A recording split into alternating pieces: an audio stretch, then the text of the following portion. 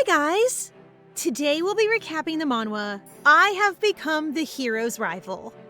Please remember to like and subscribe if you enjoy the video, as it really helps our channel. Thanks.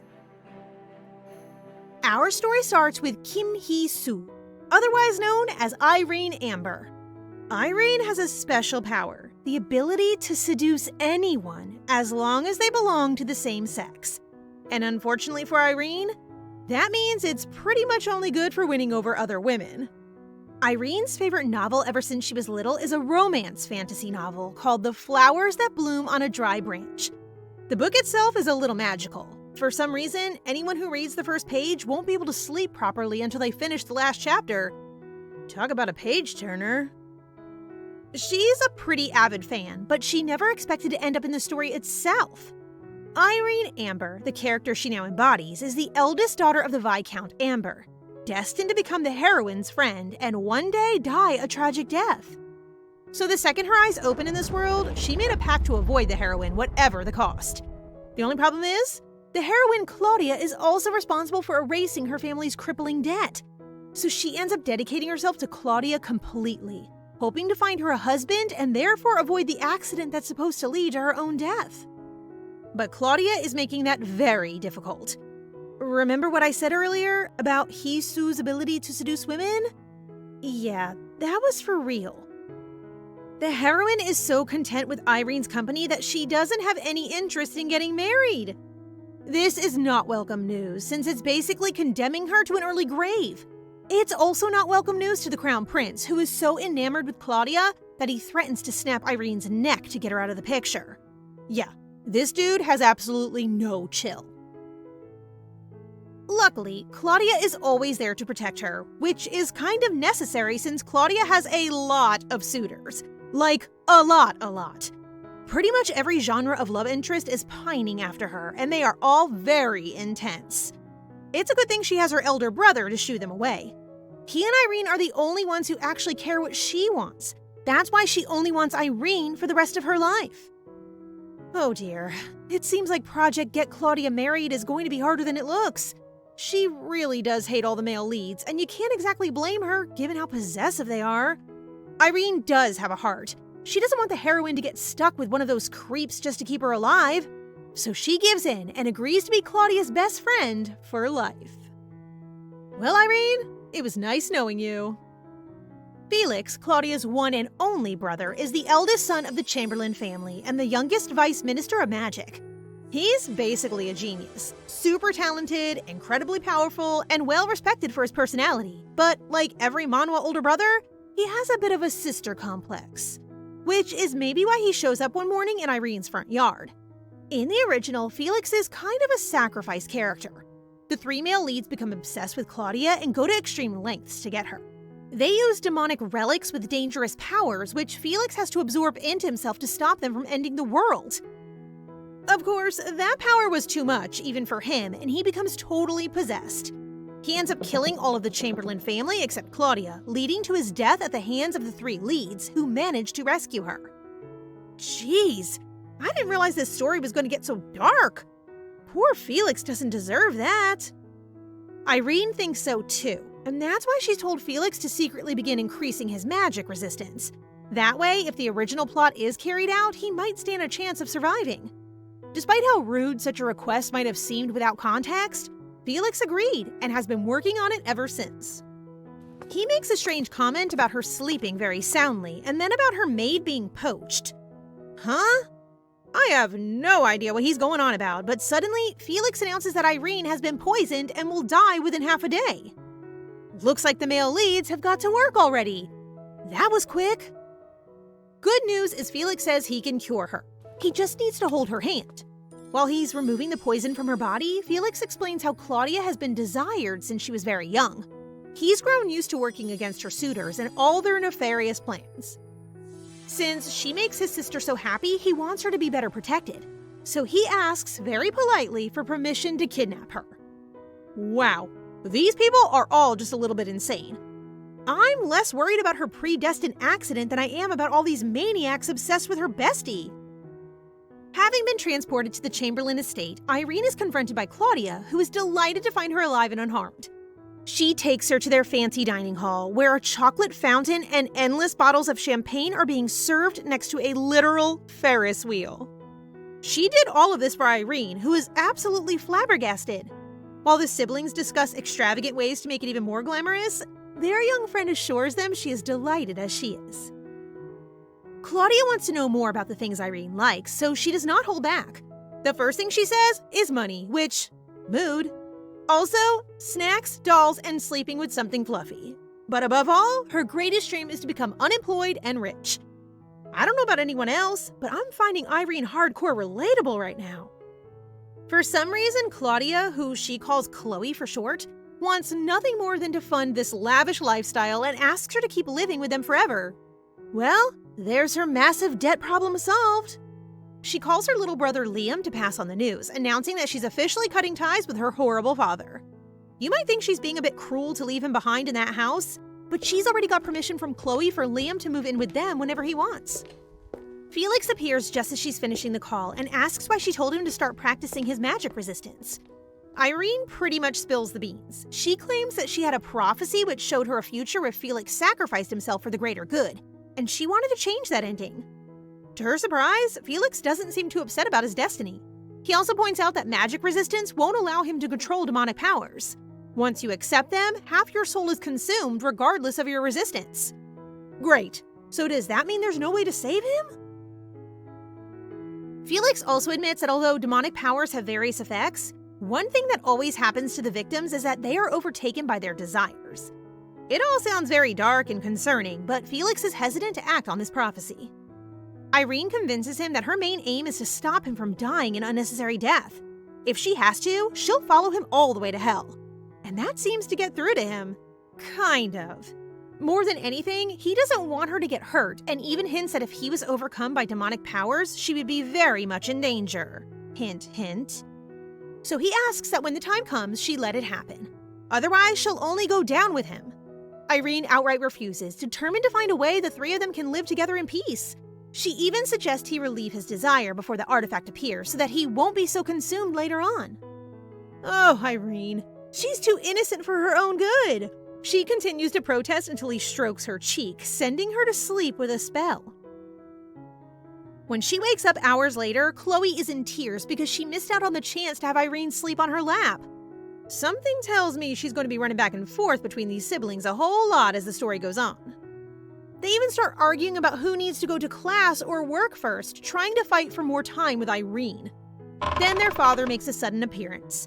Hugo Chamberlain, head of the family, wants to have a little chat with Irene. Uh-oh, time for some one-on-one with her father-in-law. As soon as they're alone, she apologizes for taking his daughter away from all those potential suitors. But Lord Chamberlain actually thanks her. Irene makes Chloe happy. That's all he cares about. He actually wanted to warn her about the Crown Prince. Chamberlain has been trying to reject him, but he's running around like crazy searching for Claudia. That's why he wants Irene's help to pacify his daughter and keep her away from the Crown Prince. Because, as we've already seen, Chloe really doesn't hold back around people she doesn't like. So the girls go into town for some tea, where Chloe treats her bestie to everything on the menu. Irene is all excited about cakes and biscuits until they hear the rumors floating around the cafe. Everyone is talking about them and making scathing comments about Irene clinging on to Claudia for money. Well, they're not wrong, are they? Still, Chloe won't put up with it. She asks the waiter to clear out the whole place, and when he refuses, she even offers to buy the cafe. Thankfully, Irene stops her and suggests they go get some cotton candy instead. Of course, it isn't long before a drunkard comes bumbling out of the alleys to flirt with Chloe. People really just can't leave this girl alone. They could probably have just walked away until the drunk man calls Irene an underdeveloped kid. After that, she has no choice but to pop off, calling him all sorts of names and telling him to take his dirty eyes off them both. The stranger won't stand for that. He reaches out for Chloe, and just the same time as a familiar passerby notices them and jumps in with his sword drawn. Before the Crown Prince can even step in, the drunkard is surrounded by suspicious men in black cloaks. Like some secret ninja association, they grab the man and haul him away, kicking and screaming. It might not seem like it, but so far, this is all going to plan. A few days ago, Irene was planning how best to make the male leads lose interest in Chloe and decided that the best thing would be to prove that she doesn't desire the help of a man. So all those hooded men were designed to show Lucas, the prince, that he's useless. There's no need for a Prince Charming in this story. The female lead has it covered all by herself. Of course, he's not that easily dissuaded.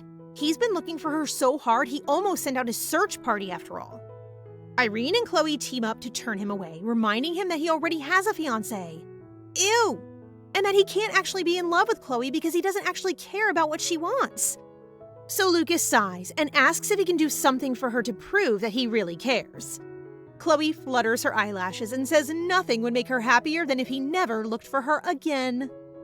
Well, I don't think this is exactly what her dad had in mind when he asked Irene to keep Chloe away and calm the prince down. The girls walk off laughing, leaving Lucas more furious than ever. But there will soon be another opportunity for him to court Chloe, because there's an imperial ball coming up. Irene is just planning the best way to get Lucas out of the picture by then when she gets a call from her younger brother, Liam. Apparently, her family just got an invitation to the imperial ball for the first time ever. No way. I bet Lucas invited them on purpose to get her away from Claudia. After all, it's not going to be a happy reunion between father and daughter after she ran away from home. That night, Irene tries to sneak out but gets caught by Felix. She admits that she's trying to meet a very secretive lady, so he lets her go ahead alone. He hands her a little gem for protection. If something dangerous happens, she can just break it and it will save her, no matter the situation. Irene is on her way to meet with a member of a secret investigative group known as Selenium. A very gorgeous lady is awaiting her at a bar. A woman named Martina, who she's already very close with after selling lots of information from the novel before she met Claudia. Now, she needs Martina's help to avoid death by bachelor.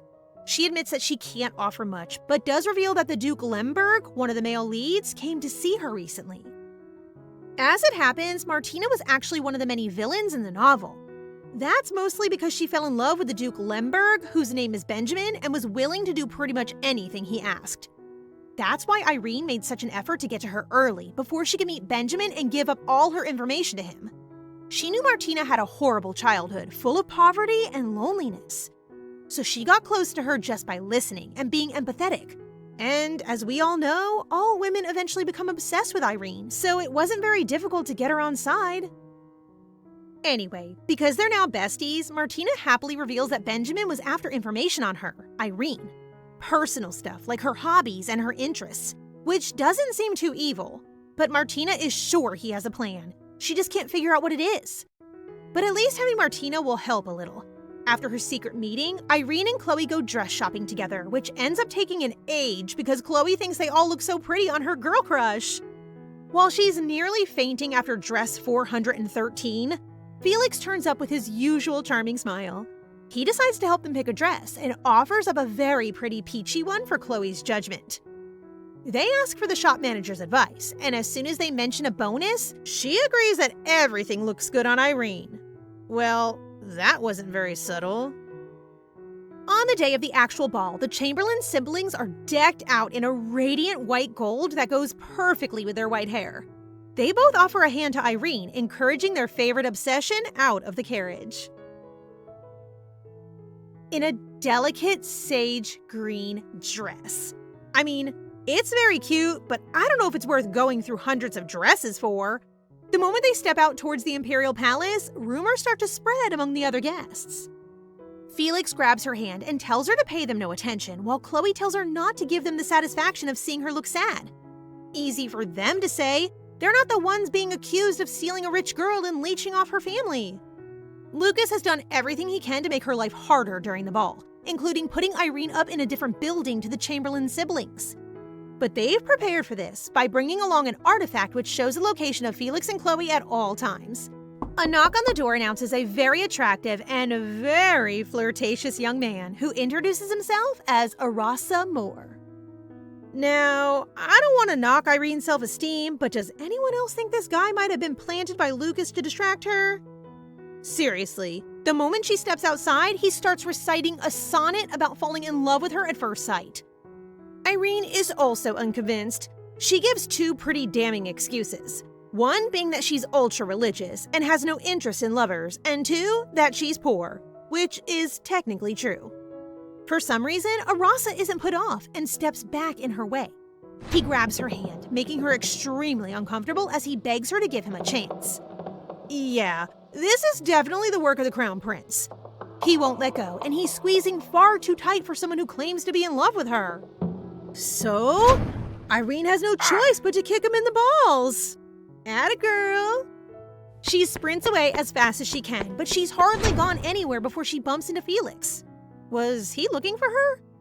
He helps her to her feet and starts healing her hand immediately, noticing some redness around her wrist. It's pretty clear he saw the whole thing go down and reassures her that a kick in the nuts is the least she should have done.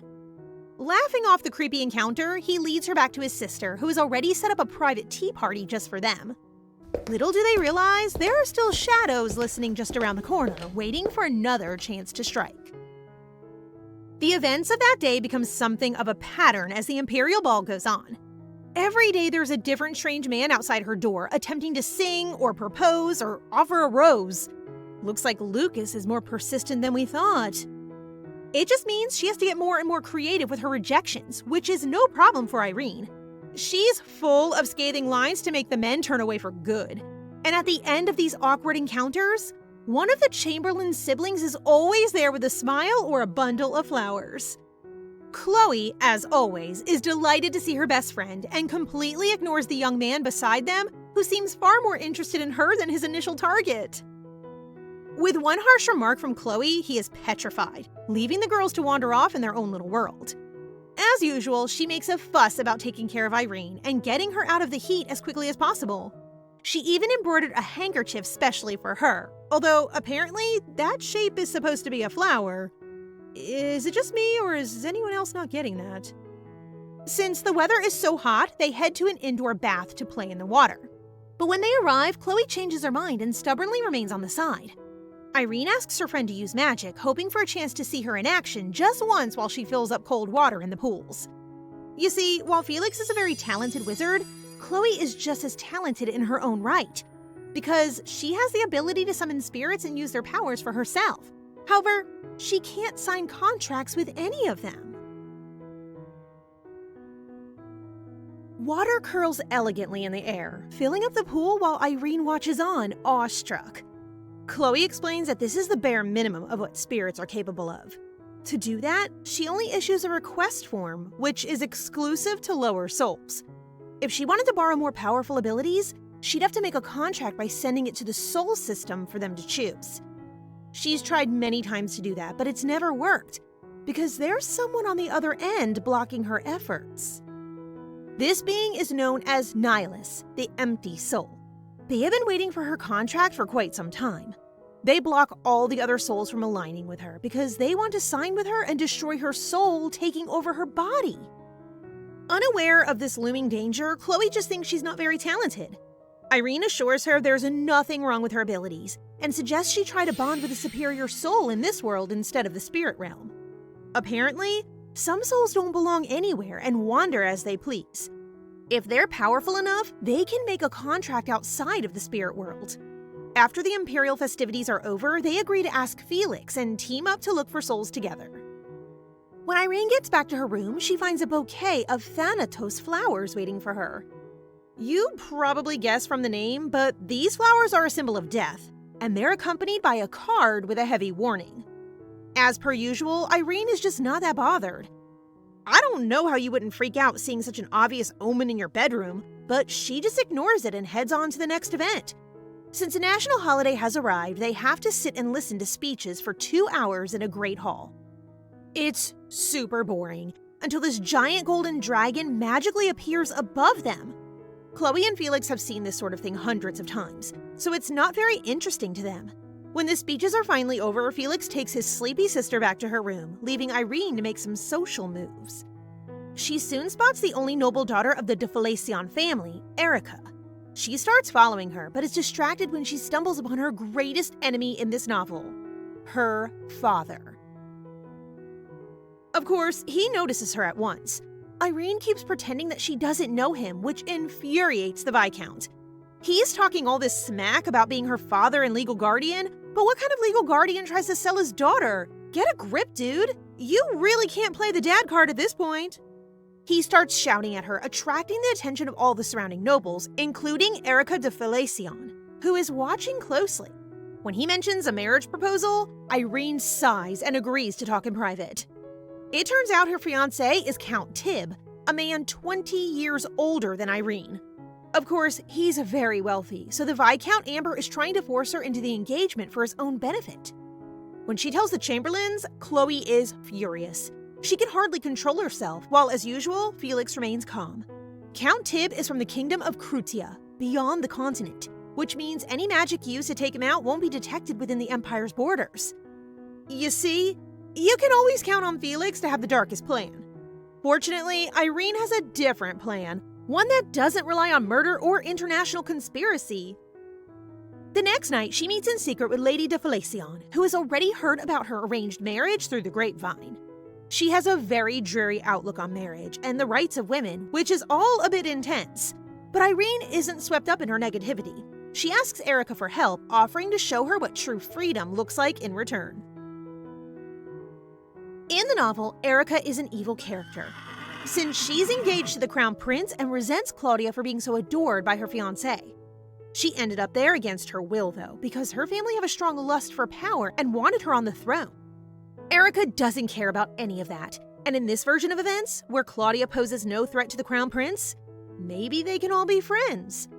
The next day, at a meeting of the Crown Prince's advisors, Erica's father tells Lucas that Irene has been engaged to Count Tib of Crutia.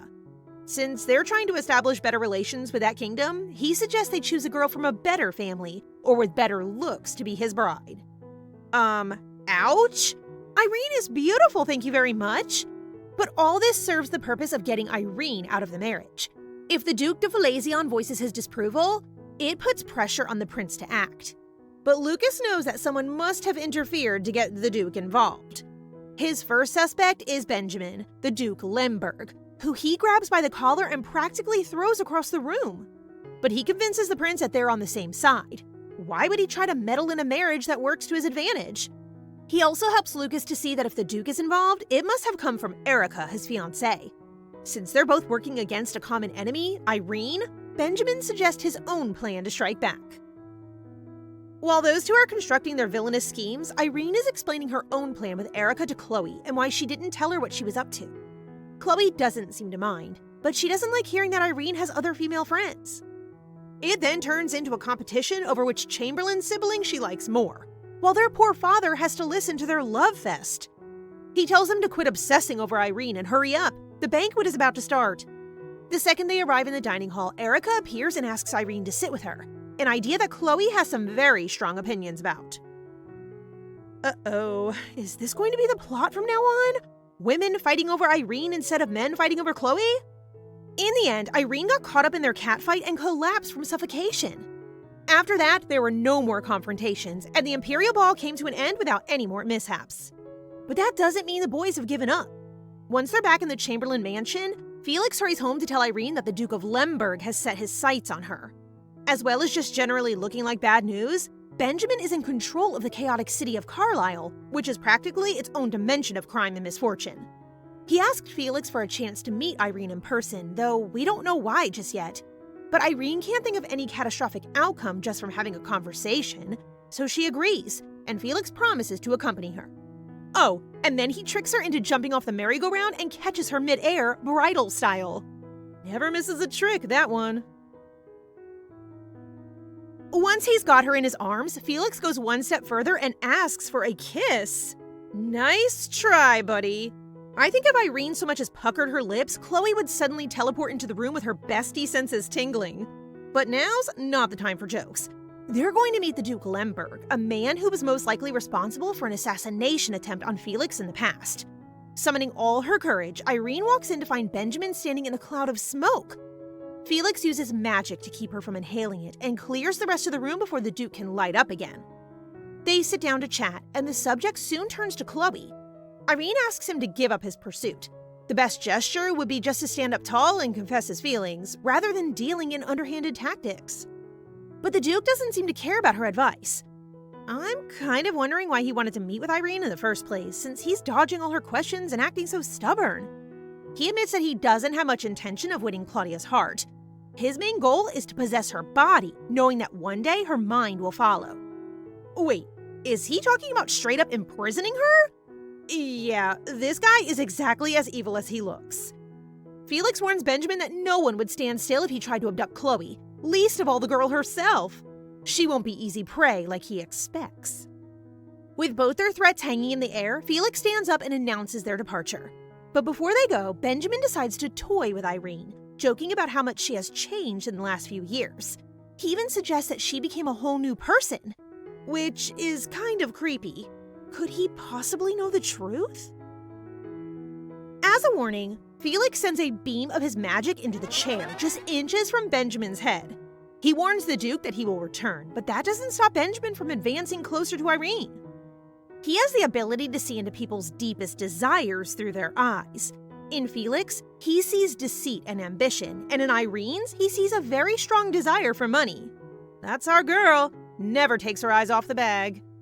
Benjamin tries to tempt her with a lifetime of wealth, more than the Chamberlains could provide, but Irene cuts him off. She may be a gold digger, but she's not about to betray her bestie. On their way home, Irene is surprised that Felix doesn't seem angry. She didn't exactly defend him when the Duke called him deceitful and two-faced, but he really doesn't care. Which makes me wonder if some of it was true. Is it just me, or does that smile look a little fake to anyone else? Anyway, a few days later, Claudia and Felix return from the world's most expensive shopping trip. They throw all the presents on top of Irene, practically burying her in gifts, because it's her birthday. They really went overboard. Chloe even hired an exclusive designer just to make hats, bags, and dresses for Irene. Though it's difficult to accept them when she catches sight of the price tag. Chloe, you're supposed to take those off, babe! But she's totally oblivious. She wants to take the next step and make a brand just for Irene. Fortunately, she nips that plan in the bud before it can take off, and distracts Chloe with a map of Kamoli, an island territory in the south of the empire. Irene has been busy marking all the areas where free spirits are known to reside. According to Felix, the island is a hotspot because it was once a portal to the magical world. Whether that's true or not, the island is mostly abandoned by people, so they should be free to search to their heart's content. The only trouble is that the jurisdiction in charge of the island hasn't let people in and out for years, so Irene doesn't know how they're going to get in. That's where the Chamberlain siblings come in handy. Proving that all problems can be solved with enough money, Felix and Chloe suggest they just buy the island. You know, as one does. Chloe wants to make it an extra birthday present. Maybe they can even build a holiday home there. She doesn't seem to have registered that they're actually doing all of this for her sake, but that's less important. Now they figured out a way to get in, they just need to make the journey. To make sure they can't be tracked, they'll need to be careful about how they travel. Not only are spells in the Empire tracked and monitored, but teleportation magic registers the coordinates of the caster and sends them straight to the Crown Prince. Obviously, not ideal for a trio who are desperately trying to avoid him. So their best option is to trick the system. Felix is so smart and powerful that he's able to disguise more prominent spells as less complex ones. So his mission for the next few days is to come up with a way to hide their locations. While he's working on that, Irene and Chloe are hanging out by the pool, talking about men. You might not have noticed, but Irene is incredibly awkward when it comes to communicating with the opposite sex. Like, turns into a Lego person kind of awkward. She asks Chloe for some advice, but of course, someone as beautiful and popular as Chloe doesn't really have a tactic. It just comes naturally to her. Then she panics because she thinks Irene has a man crush on someone. She starts asking all these questions about his job, whether he's a noble or not, if she likes him. Irene doesn't have time to reassure her before Felix appears, claiming his sister is wanted by their mother, who we haven't yet seen. Then he sits down to chat with her about their upcoming island adventure. He's been a busy boy, already hired a group to buy the island off the current owners on his behalf, all to hide their dealings from the Crown Prince. It's a relief to hear their plan is already in motion, but Felix suddenly pulls her floaty closer and asks who she was talking about earlier. I guess he was hoping for his fairy tale moment where she would say, "It's you, Felix." But actually, the man Irene was interested in is the second prince, and Felix doesn't like that. Not one bit. Wait, how did she even meet the second prince? I don't think we've seen him yet. Irene assures the very jealous Felix that she's not looking for romance. Actually, she just wants to get close enough to bribe him. Why exactly that is, we're not yet sure. Later that evening, her and Felix sit down with Lord Chamberlain to discuss the impending demonic powers that she told them about. For now, their father wants to keep the truth from Chloe, as it will probably make her pretty upset to hear that her brother could die because of her suitors. Irene explains the plot in full detail to Lord Chamberlain, and even tells them the name of the demon whose artifact will be used. Felix's father is obviously against the idea of him sacrificing himself, but they're struggling to think of an alternative. While they discuss these very important magical threats, Irene sneaks off to visit Chloe, who is having tea with her mother, totally unaware of all these prophecies and demons. Olivia Chamberlain is the Countess, but doesn't often come out of her room because she is very ill. But despite her ailments, she's a very warm and friendly character, and just as obsessed with Irene as her daughter. The girls have heard about some disagreement between their father and brother, but they don't truly understand the scale of the situation. Irene pops in to visit Felix after his conversation with his father and finds a fat bruise on his face. I guess insisting that he wants to sacrifice himself didn't go down too well with Daddy. Irene is also angry at him for being so determined to die. As well as being sad, it would ruin the rest of his family, who might also be put at risk because of him. I mean, in the book, he literally kills them all except Chloe because of the artifact. So he's not the only one who could be sacrificed. But it also makes Irene feel guilty to even imagine it. Such a talented, hardworking young man like him, it would be a huge waste. Of course, Felix doesn't see it that way. It's just another duty to him, and one that he's happy to do. Frustrated but sympathetic, Irene reaches for a pot of cream to heal his bruise. She's about to apply it before she realizes he could have just healed it himself with magic. When she asks him about it, Felix says he's hoping the bruise will make his dad feel a bit better. Which is kind of messed up, but I'm beyond trying to understand this kid at this point.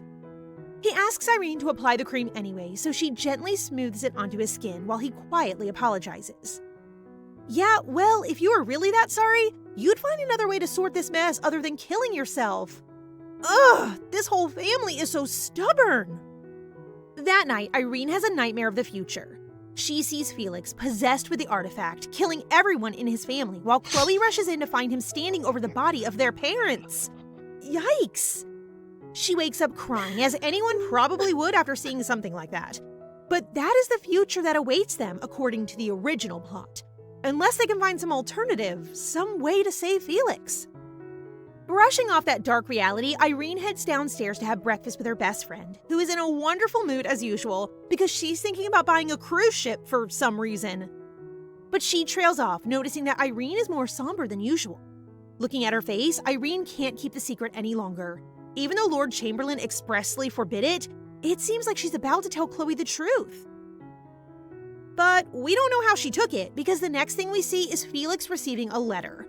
We can't tell who it's from or what it says, but clearly it signifies the final confrontation between him and the male leads. Irene looks worried, but she doesn't stop him. The next thing we know, Felix is in the city of Carlisle at the Duke Lemberg's home. And he's on the floor, bloody and bruised. Wait, what the heck just happened? Did the male leads get a hold of the artifact already? Was he trying to stop them? Whatever happened, it's clear that Felix was not victorious. With an arrow in his shoulder, he has little choice but to lie there while Benjamin watches him suffer. All three male leads are present. The Crown Prince doesn't care one bit about the Chamberlain kid, while Constantine, the mysterious third lead, is clearly against this whole operation. Just not enough to actually do something about it. When Felix manages a last-ditch effort to injure Benjamin, Constantine refuses to heal him. Felix doesn't have much magic left. He needs to conserve every last drop if he doesn't want to die right here and now. But it's starting to look that way already. Benjamin, who finds this whole thing very amusing, forces Felix to take a drag of his cigar. He's even kind enough to leave his igniter ring and a whole box of them. To dull the pain, he says. Without another word, he leaves. Constantine only spares the dying man one glance before he too is gone. A flash of fire, a pair of gems, and then the demonic entity has arrived. And just as we feared, it has gone straight for Felix's body, the perfect host. Remember what he said way back when he was explaining demonic artifacts to Irene? Demons force the possessed person to act on their deepest desires. so it's hardly a surprise that the first place he goes is her bedroom, where a sleepy Irene wakes up to find Felix standing over her, bloody and murderous. Okay, I have no idea what is going on. Did we just skip a few chapters? What happened to the island plan, guys? I thought we were buying a cruise ship. Now Felix is a demon? How did they lose the battle this quickly? Before doing the unthinkable, Felix suddenly stops, his hand extended toward Irene on the bed. And then he just pats her right on the head, gently like he always does. Wait, what? Irene suddenly notices all the bloodstains on his clothes and freaks out, trying to wipe it off. Meanwhile, the demon in Felix's head is telling him to just give in and let lust take over. But somehow, he resists it. Actually, he just tells this centuries-old demon to shut up, like a boss. It turns out, while he was lying on the floor of Lemberg's mansion, slowly bleeding out, the demon whose artifact he had been pierced with made him a deal. Half his body and soul for infinite power. But Felix just ignored him? He's so powerful that he actually managed to get the demon to bargain, going down to just a quarter of his body and soul. Who the heck is this guy? Finally, Felix answers the demon, whose name is Larace. Larace tells him about the magic engraved on that arrow and how his mind was being erased slowly while he was bleeding out. I have no idea how he managed to resist it, but now Larace is inside and can see everything he thinks of. He even knows why Felix is fighting so hard to resist the demon. It's not actually for his family or for Irene, but a small child with blonde hair.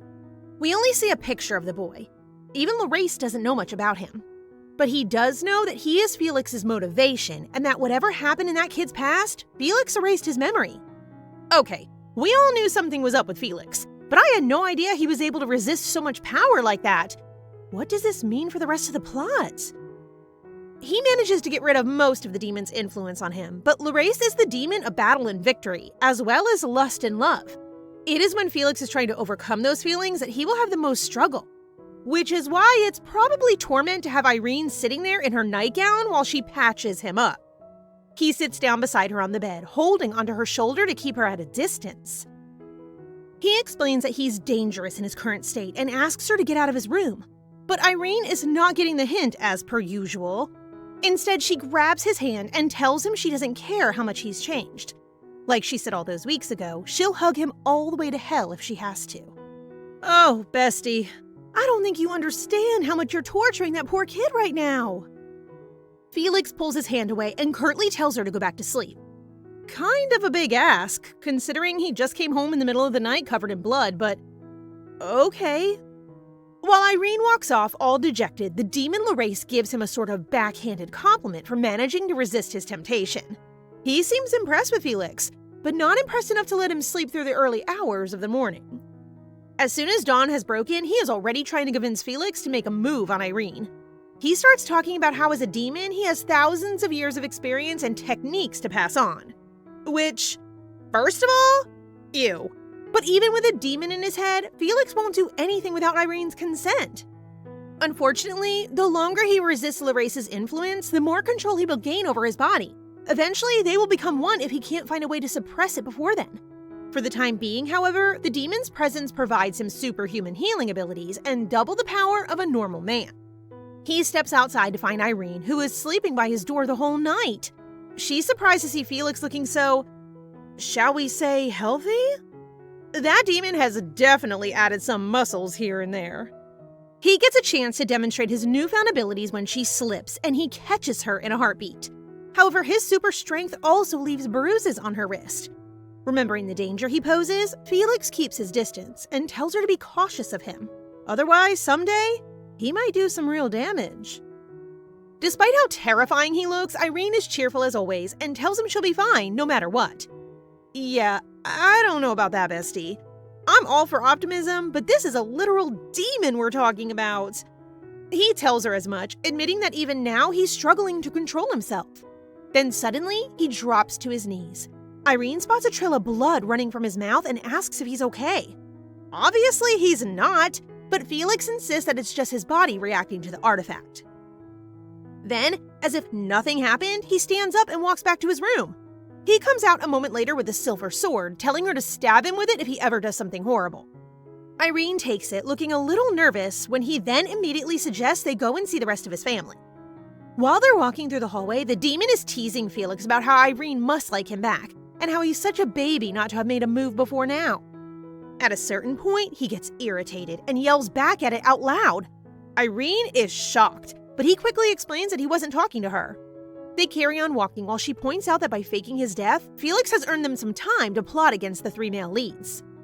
So that's one plus side. The downside is that he can't use magic anymore, since every time he accesses his mana, the demon will try to intervene and take another piece of his soul. It's only because Felix has such an abnormally large amount of mana that he managed to survive the demon possession in the first place. So as long as he doesn't use any more magic, he won't die. Although, something tells me that's going to become a serious issue later on. As soon as they reach the main room, Claudia rushes over to her brother and slaps him hard right across the face. Teary-eyed and emotional, Chloe congratulates him on convincing the whole world he was dead. She's furious, not with him, but with the situation and how she can't do anything to help. And in the middle of this very tense family reunion, Irene suggests they go on holiday to that island. Time and place, Irene. Time and place. They hold the funeral soon after, where Irene tries to prepare Claudia for pretending to mourn. It's important that they put on a good show, especially since the male leads will be attending. And as we know, one of them is very, very observant. She can't do sorrow, so they settle for rage, just in time for the crown prince and his lackeys to show up.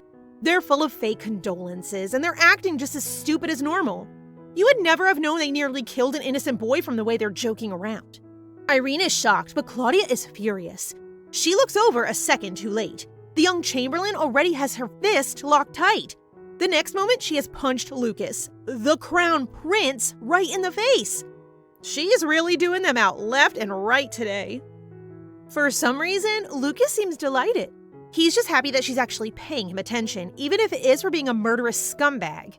She announces that she knows exactly who killed her brother and swears to never forgive him. Lucas just smiles and tells her to be careful. She knows who they'll be aiming for next, now that they think Felix is out of the picture. Even though they're literally at his funeral, the boys can't help but pile on insults about Felix, and even threaten Irene right there in the open. Benjamin, who seems to see through everyone, says that the one thing Felix could never hide was his lust for Irene. Up until now, our heroine has never once contemplated that he might desire her, despite the many, many signs. And even now, rather than thinking he might have told the truth, Irene assumes Benjamin is just trying to slander a dead man's name. The girls refuse to stand there and listen to any more nonsense, so they head to their seats. The moment they've turned away, Benjamin gets down on his knees before the casket to inspect the body, because apparently spitting on Felix's name wasn't bad enough. Soon the funeral itself begins. The cathedral is filled with mourners wearing black, all sobbing over the loss of such a talented young wizard. While they weep, Irene is once again on a mission to find an important character from the book, the second prince. He sort of looks like an emo version of Lucas, but Cedric is not much like his brother. Other than the arrogance, he's definitely got that down. Who else but the crown prince's brother would have the balls to assume that she's trying to make a move on him during a funeral? Irene politely ignores his assumption and makes a few passing comments about Felix, and what a shame it is to lose him at such a young age. Cedric tells her that she doesn't have to beat around the bush. He would say yes anyway, to the thing she so badly wants. Ew, knock it off! You're literally outside of church. Cedric goes even further by telling her that he likes her lips and wants to try biting them. Dude, get a grip! She's not here to make out with you. She's actually here to make him an offer. Having read the book, Irene knows Cedric's potential and she knows that he's wasting it. She needs his help, so she offers to give him something meaningful to do with his life. She hands him a little brown note and tells him to think carefully before making a decision. You see, the second prince was little more than a side character in the original book. His only big moment is when he frees Claudia from being imprisoned by Lucas. Together, they escape from the kingdom, only to be met by the crown prince, who then ripped out his own brother's heart right in front of his lover. What that tells Irene is that Cedric can be bold and can act like a true hero. He just needs a push in the right direction. When Irene returns to the service, she is confronted by the Duke de Falazion, who has been asked by Erica to have a chat with her. It seems like in return for the favor with Count Tib, Irene is trying to convince her father to give Erica more freedom, especially in choosing her life partner. After all, who would want to be stuck to the crown prince their whole life? especially when he spends all his time running after Claudia. Anyway, like all angry fathers, the Duke says no and basically tells Irene that talking to her is a waste of time. So, that went well. Claudia then comes running over with a great big smile on her face, saying she's been looking for Irene for ages. Which is cute and all, but maybe not at the fake funeral of your not-so-dead brother. At least try to look sad, guys. After the service, they head back home to start packing for their trip. Although it feels more like a holiday to Chloe, Irene is taking things a little more seriously by packing self-defense tools and potions. Since one of their members is supposed to be dead and the other two can't afford to be spotted on this island, they'll have to constantly change disguises to keep their activities on the down low. The next evening, Irene heads to one of the secret mansions that the Chamberlain family owns.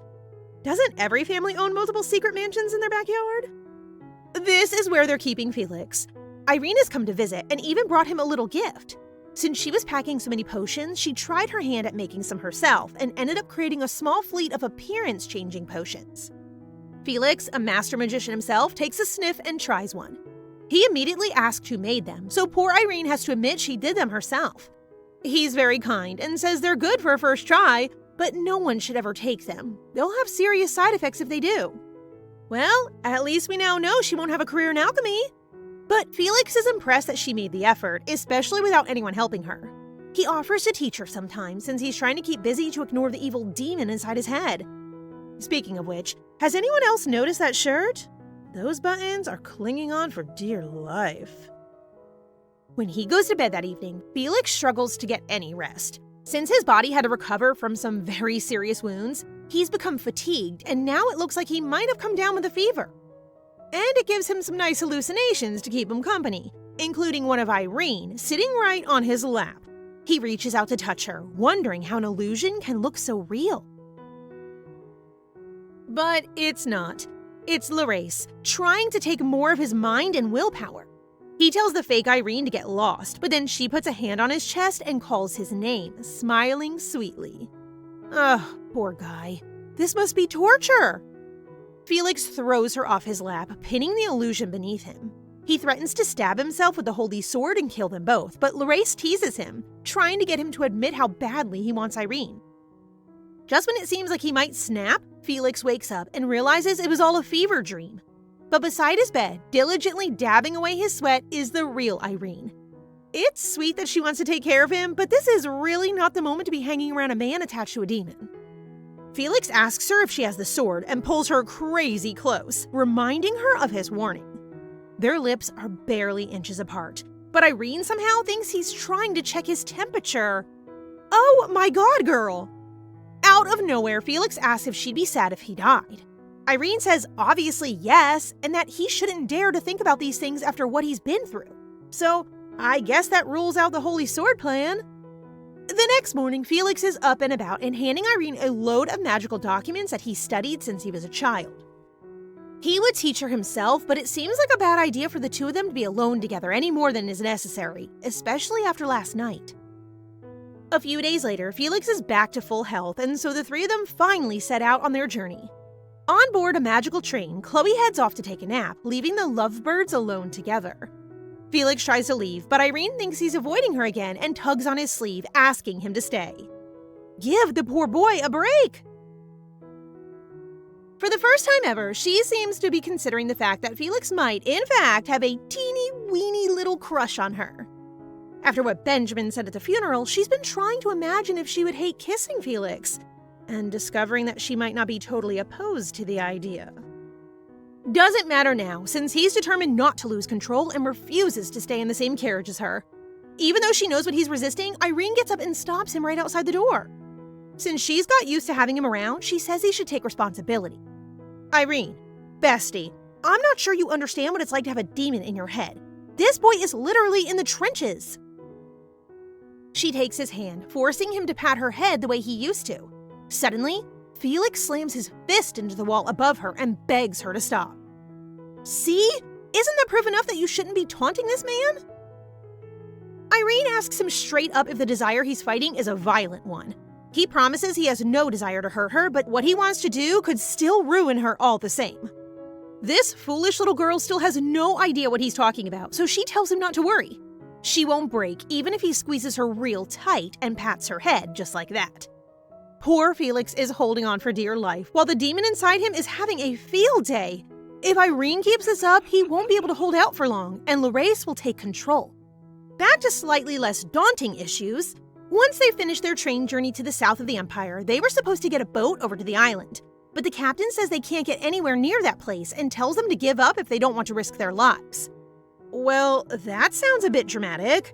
What could possibly be the problem?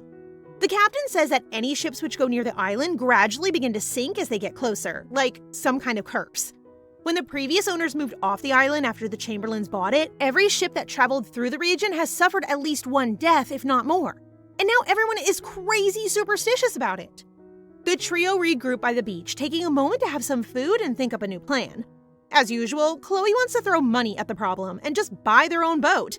Martina introduced them to a few trustworthy allies, so they have enough people to man a ship. Sounds like a good plan, until Irene's sandwich gets stolen by a seagull and suddenly she's forgotten all about it. She goes running down the beach and falls on her face, right in front of a red-headed boy who appears to have been washed up there. Irene isn't sure he's actually alive for a few minutes. Then suddenly he splutters a cough and wakes up. It turns out these two have met before. This little guy is Anthony, one of the members of their original crew who were supposed to be journeying to the island ahead of them. I guess he was one of the few who made it out. He seems pretty weak from nearly drowning, so Felix picks him up and carries him across the beach. They ask about the other crewmates, but Anthony is very cryptic. He thinks they're alive, but doesn't give any more information than that. Great, so now they have two missions. Rescue the crew who have mysteriously vanished, and also somehow get to the very demonic cursed island that people can't get near. Sounds easy, right? Anthony recounts the tale of how the last ship sank. At the time, it seemed like the weather was on their side and that they were making good progress. Then a strange wind picked up and his compass started spinning like crazy. That's a curse, all right. After that, everything turned upside down, and the next thing he knew, he was washed up on the beach of the island. He doesn't remember how he ended up in the water, which is a little suspicious. It's almost like he was possessed. He just remembers seeing crazy people and struggling to survive in the harsh wilderness. After a few days, he went back into the sea, hoping against hope that he might end up somewhere slightly less apocalyptic. Based on his information, Felix seems concerned. One thing is for sure, this is much more dangerous than they were expecting. The only sane thing to do is back out. But Chloe refuses to leave. She would rather take the risk than go back with nothing to show for their efforts. That's easy for her to say. What about the others? I sure as heck wouldn't want to get on a boat bound for that demonic island. But Irene immediately agrees because, of course, she does. So they hire a crew of mercenaries and head out the very same day. Once they are close enough to the island, they can spot some ancient buildings with a flag representing the old beliefs of an ancient community. At some point, they must have passed a threshold with the spirits because Irene is suddenly hit by a sharp pain. Felix is there instantly, holding her ballroom style for a total of 2 seconds before he realizes what he's doing. The magical mercenaries on board are practically fearless. When they sense the presence of spiritual energy, one of them offers to teleport to the island and report back on what he finds. Only the island exists in its own dimension, so teleportation is impossible. The archer offers to shoot an arrow, but it shatters on an invisible barrier. And then everything turns upside down. Just like Anthony warned them. The next second, Chloe is standing on the edge of the ship. Before Irene can say anything, she jumps, plunging into the sea below. The next time Irene opens her eyes, she is laying on top of something firm and solid. No, it's not dry land. It's Felix and his rock-hard abs. Ugh, can you imagine waking up to that? Anyway, Felix is still passed out, but even while unconscious, his grip is like iron. She can't move an inch, so she gently wakes him up by poking his face. He's all cute when he's drowsy, which should be impossible for someone of his size. She asks him what happened, and at first, he assumes he must be dreaming. Why else would Irene be wrapped in his arms on a desert island? Then he returns to his senses and puts some distance between them. He doesn't have a lot of memory either, but he probably held her before he passed out to keep her from getting hurt. They get to their feet and have a look around, discovering no signs of life anywhere nearby. It feels like the island has its own climate, separate from the world outside that barrier they uncovered. They're looking up at the ancient building when suddenly 2 children dressed in robes come running out of the forest. Felix recognizes their outfits as belonging to a civilization that existed almost 4,000 years ago. No way! Did they travel back in time? Instead of freaking out about the strangers on their shore, the children welcome the outsiders and offer them bread, wine, and clothes. They seem perfectly innocent at first, but then Irene tries to put on the clothes and they demand that she eat first. Well, that's incredibly creepy. Felix goes along with it, thanking them for their hospitality and offering them some food from the basket. The kids look flustered. Clearly, this isn't how things usually go, but he insists, so they take the bread and dig in. Apparently, they brought the welcome basket because someone named Elipia enjoys the presence of outsiders on the island.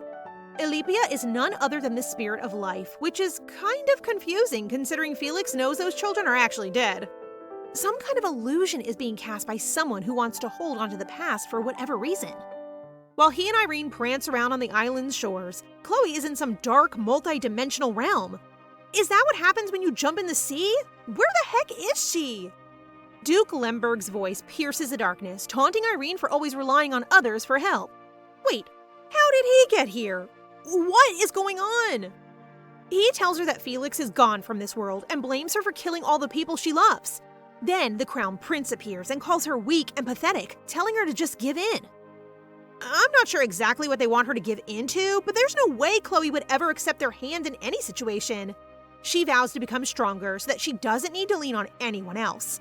The illusions of the Duke and Prince fade away, replaced by another voice which is even crueler than the other two.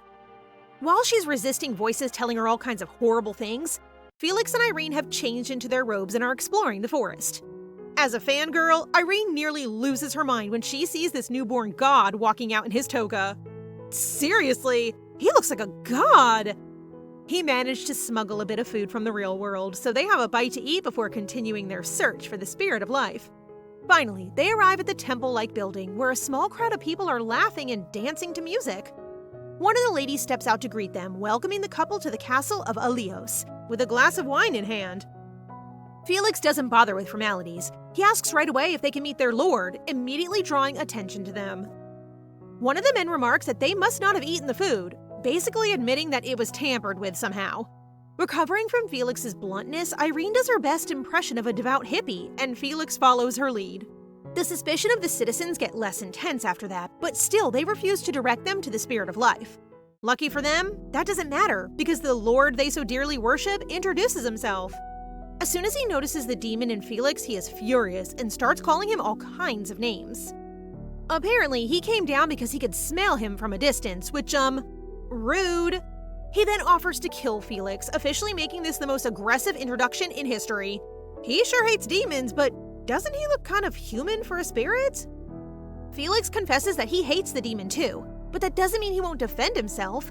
Summoning his magic, he challenges this Elipia creature to a duel so fierce that the first blow demolishes half the castle.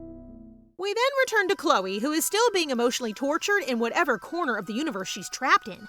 She's trying her hardest to break free, even as the voices taunt her to just sit back and wait for someone to save her, like she always does. Still, she won't give up. Our Chloe is made of stronger stuff than that.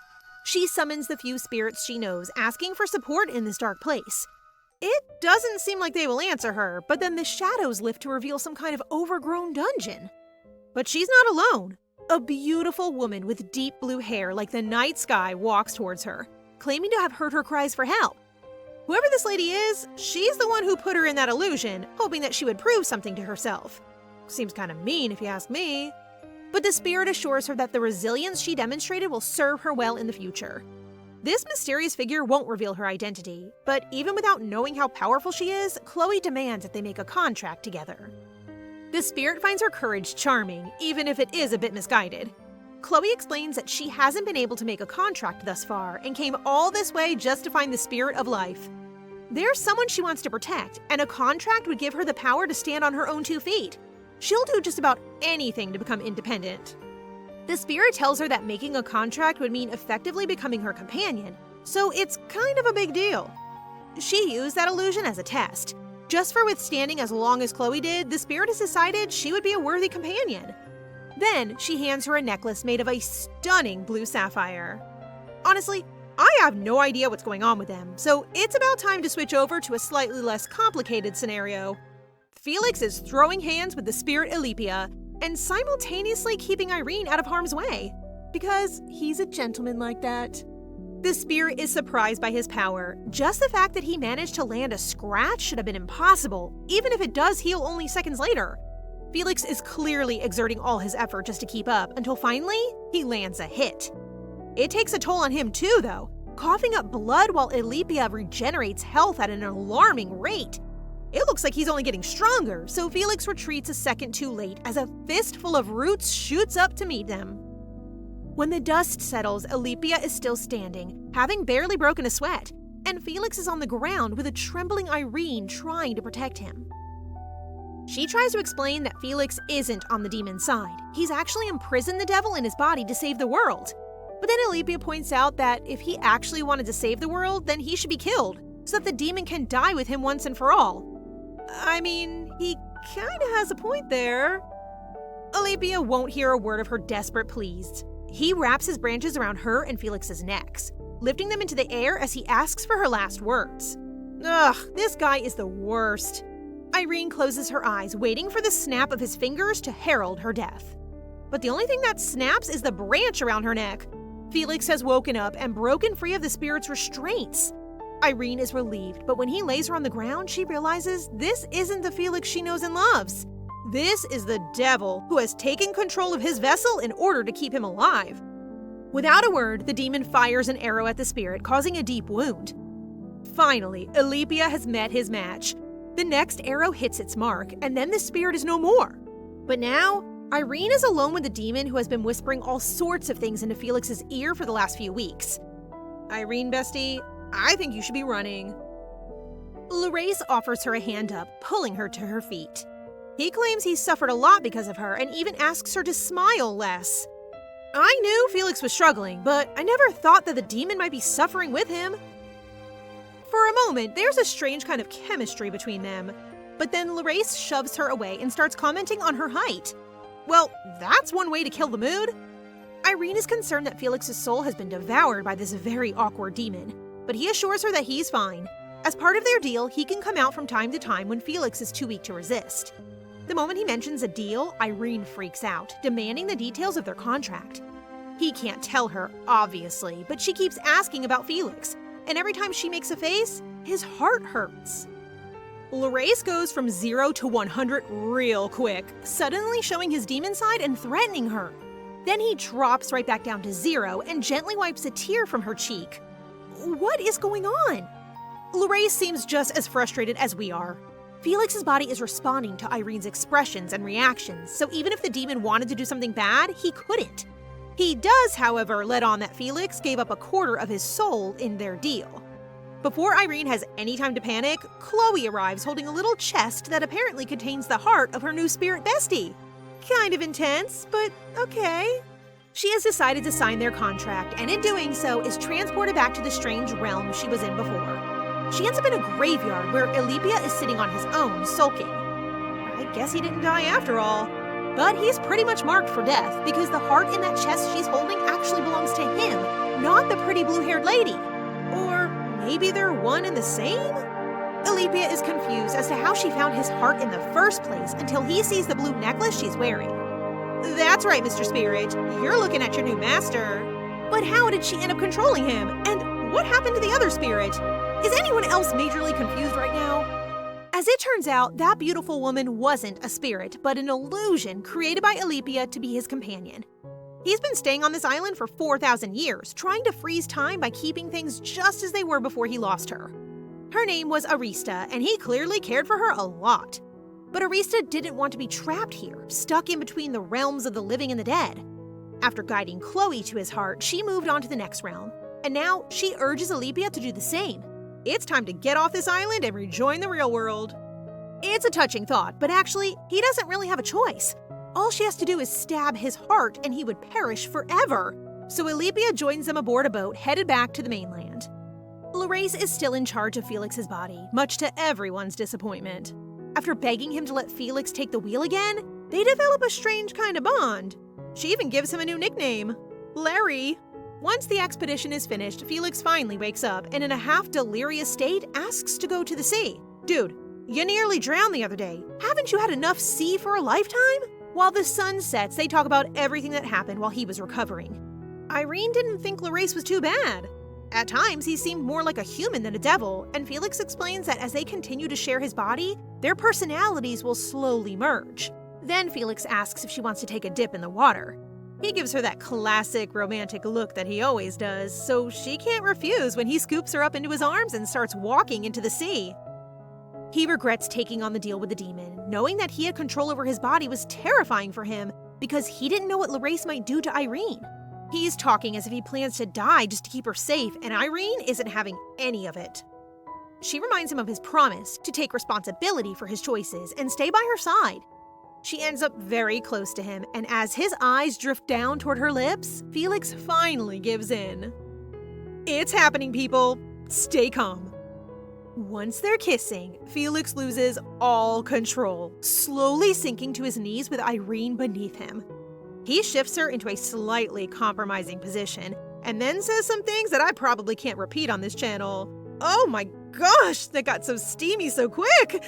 Is anyone else blushing a bit? In the end, Irene stops him from going all the way. He suddenly and rather coldly gets to his feet and tells her when she's ready, he will take her right to the I kind of thought he was being flirty. But then he literally walks off into the sunset and disappears. Wait, what? He's really going to leave after that? Somewhere in the world, Felix is reminiscing on all the time he spent with Irene. From the first time when he really saw her, when she asked him to start building up his magic resistance, to all the times she would visit the mansion looking for Chloe. He couldn't stop staring at her, trying to figure out if she was more like a stray cat or a squirrel or a puppy. Whatever she was, it was cute enough to capture his heart. And soon he would look for her everywhere. She always had a kind smile for him. Right from the start, he felt himself falling for her. When she would give him compliments and act all sweet, he felt as if he was going crazy. So then, when Chloe suggests she move in with them, of course he was on board. Chloe's affection put Irene in danger with the male leads, so he wanted to keep her close and protect her as much as possible. So long as she continued to smile like that, Felix would have been happy forever. He noticed all her little quirks when she moved in. The way she acted, which desserts she liked. But soon they got closer, and just watching her from afar wasn't enough anymore, especially after the demon moved in. At some point, his feelings went from a sweet crush to an all-consuming obsession. And that, ladies and gentlemen, is how they ended up in the sea, on top of one another. And that was the point at which he knew he had lost control. To be honest, he had his doubts earlier when he lost consciousness and finally met Larace inside his mind. And may I just say, Larace is one fine-looking gentleman as well. If Felix did lose out to this guy, I would not be disappointed. Larace warned him that Irene was in danger, alone with the spirit that was about to kill them both. He offered to save both of them if Felix agreed to hand over his body for a short while. That way, he could take care of the spirit, save Irene, and get back to his sister. The only condition was that he give up a quarter of his soul. Felix had no choice but to accept. The alternative was to die, knowing that he failed to save Irene. So he agreed, and the deal was forged. But when he woke up, he had lost a part of him. He still wanted to protect Irene, but now he had less control than ever before. So instead of waiting for something to go wrong, he decided to run away. In the end, that seemed like the only way to protect her. When Irene returns from the beach, she is dripping wet and clearly upset. Chloe has no idea what's happened, but she still rushes to fetch her friend a cloak, worried she'll catch a cold. Oh, I can't watch. This is going to be so heartbreaking. With tears in her eyes, Irene tells her Felix is gone for good. Of course, we don't know that for certain, but with Felix being the drama queen that he is, it's pretty likely. Soon after his disappearance, the emperor passes away, making Lucas Darlian L'Occitan the new emperor. Pretty much the worst possible outcome for Chloe, who he's still obsessed with.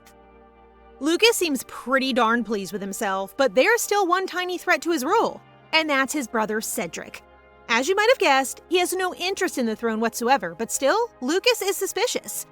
He's just reminding Cedric to know his place in the royal hierarchy when suddenly Constantine storms in, interrupting the new emperor. Lucas looks like he wants to kill him, but frankly, Constantine doesn't care. He just heard news that Chloe has returned, along with Lady Irene. Of course, the emperor thinks she's come back to marry him. He's already daydreaming about her. I can't believe this man still thinks she's into him when she literally punched him in the face at her brother's funeral. How delusional can you get? But Constantine announces that the spirit of life is also with them, perhaps the strongest of all spirits. The male leads quickly realize that she must have signed a contract with him, which makes her by proxy one of the most powerful people in the Empire. That's right. Do you still think she'll settle for being your meek little housewife, Lucas? Actually, yes, he does. In his mind, there's still plenty of time to win her heart and force her hand in marriage. Ew. I guess that means it's every man for themselves now. Next, we skip ahead 3.5 years. Despite the determination of the male leads, Chloe is still very much single, and her brother is still very much missing. Irene has spent the past few years working tirelessly to become a master alchemist, and Chloe has become an incredibly powerful sorcerer with Alypia by her side. They're pretty much at war with the male leads and have been for years now. That's why Irene is currently brewing a potion. It's nearly complete. Just one drop of this mysterious purple liquid and it's finished. Unfortunately, things don't go quite how the girls expected. After a bit of fizzing, the potion explodes, shattering glass and sending up puffs of smoke. Okay, so maybe she's not quite a master alchemist just yet. After she's finished brushing soot out of her hair, Chloe receives an invitation to some kind of party from Cedric. Apparently, a war hero is due to receive the title of Duke, presiding over the small kingdom of Rixa. This hero was once an orphan and led every battle to victory all by himself without anyone's support, so he's kind of a big deal. Sounds like something Constantine might do. Irene looks worried, but mentions that this war hero is the last piece they need to put their plan into action. He orders her to seduce him in order to gain his favor. Clearly, Cedric has forgotten that her mysterious attraction only works on women. But the prince has faith that she can sway this person to their side, and asks her to use her judgment skills to decide if he would really be an asset to their team. On the other side of the metaphorical battlefield, Emperor Lucas and Duke Lemberg are reading a report of the war hero's achievements. He seems like quite the soldier, and is even described as the god of war and victory. I'm sure he'll be a ray of sunshine. The Duke assures the Emperor that this man's record speaks for itself. He's too talented not to be recognized for his efforts, so it's high time he was raised to their ranks. Lucas appears to be reluctant, but as usual, he finds a way to turn this into a chance to woo Claudia. Okay, seriously, I think this guy needs to see a specialist. Irene visits a bar where she is given what looks like a beer free of charge by the bartender. Maybe her charms do work on men after all. She's there to see Martina, who has completely changed her look in the last few years. Her hair is now a gorgeous silver, but one thing that hasn't changed is her love for Irene. She's been coming to see her less and less. Since they're way past the original timeline of the novel, Irene doesn't have any prophetic insight to exchange for Martina's endless well of information. But Martina assures Irene that there's no need to trade. She'll tell her anything she wants, just because she likes her. That female magnetism still serves her well, it seems. Besides, Martina has made a lot of money from the secrets she passed on. It's about time she started paying her back. So Irene asks about the war hero and receives some intimidating information. His name is Walter, but he's also known as the mercenary of judgment and destruction, the blue-eyed devil, and the murderous spirit of 1,000 cuts and 10,000 kills. Which is a heck of a lot more terrifying than Walter. It's strange to Irene that such a character would emerge even after the completion of the original plot. And other than his bloody reputation, there's not much to go off of in terms of personality. That's going to make getting close to him very difficult indeed. He doesn't seem like the kind of person Irene could use her usual charms on. Even so, it never hurts to dress pretty. She chooses a beautiful floral ensemble just in time for Liam, her younger brother, to show up. Remember this guy from way back in the beginning? Well, now he's tall and handsome. Like, really handsome. He came to escort her to the party, since Chloe is busy and frankly, Liam could do with an excuse to get out and have fun. The party is already filled with nobles dressed to the nines, but thankfully there are a few familiar faces, such as Lady Depalacion. They start gossiping about the hero, who is said to be very handsome, if you can look past the whole cold-blooded killer thing. After eagerly anticipating him for several minutes, Walter finally makes his entrance. He hasn't bothered to dress up for his own party, which is hardly surprising. He's covered in scars and has dark hair, but for some reason when Irene locks eyes with him, she thinks for a moment that he might be Felix. Those eyes certainly look familiar. Later that evening, once the party is over and Irene has crashed in bed, Liam asks her if they know each other. It did seem like he recognized her back, but they didn't end up speaking to one another. Irene seems to be suffering from shock and struggles to give him an answer. Clearly, she's not feeling well, so Liam leaves her to it and heads to his assigned bedroom. Irene is certain that the war hero was Felix, but how could someone change so much in 3 years? And why would he stay away from her for so long? Maybe the man she saw was not Felix, but Larace, having taken full control of his body as time wore on. Felix was a pacifist after all, not a vicious murderer who would have gone to war. That's not like him. But despite all the doubts, one thing is for sure. Those are Felix's eyes. There's no mistaking them. The victory party is meant to go on for 3 days, at the end of which Walter will receive his title, castle, and new territory from the Emperor. On the second night, Irene also avoids Walter and gets drunk instead, frustrating her brother who ends up taking her to bed. But what's she supposed to do? Her ex-lover might have just returned from the dead. How would you react? Liam once again leaves her to sleep, but when he's gone, she bolts upright in bed. Her necklace is acting up. It's the one that Felix gave her to signal her location in case anything bad ever happened to her. Is it reacting because it's near the original owner?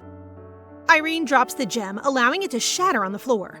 She doesn't think it would work after so many years, but only seconds later, a figure appears in her window. Can you guess who it is? Walter, or Felix, or whoever he is, looks surprised, like he doesn't know what just happened. Without thinking, Irene walks towards him, reaching out to touch his face.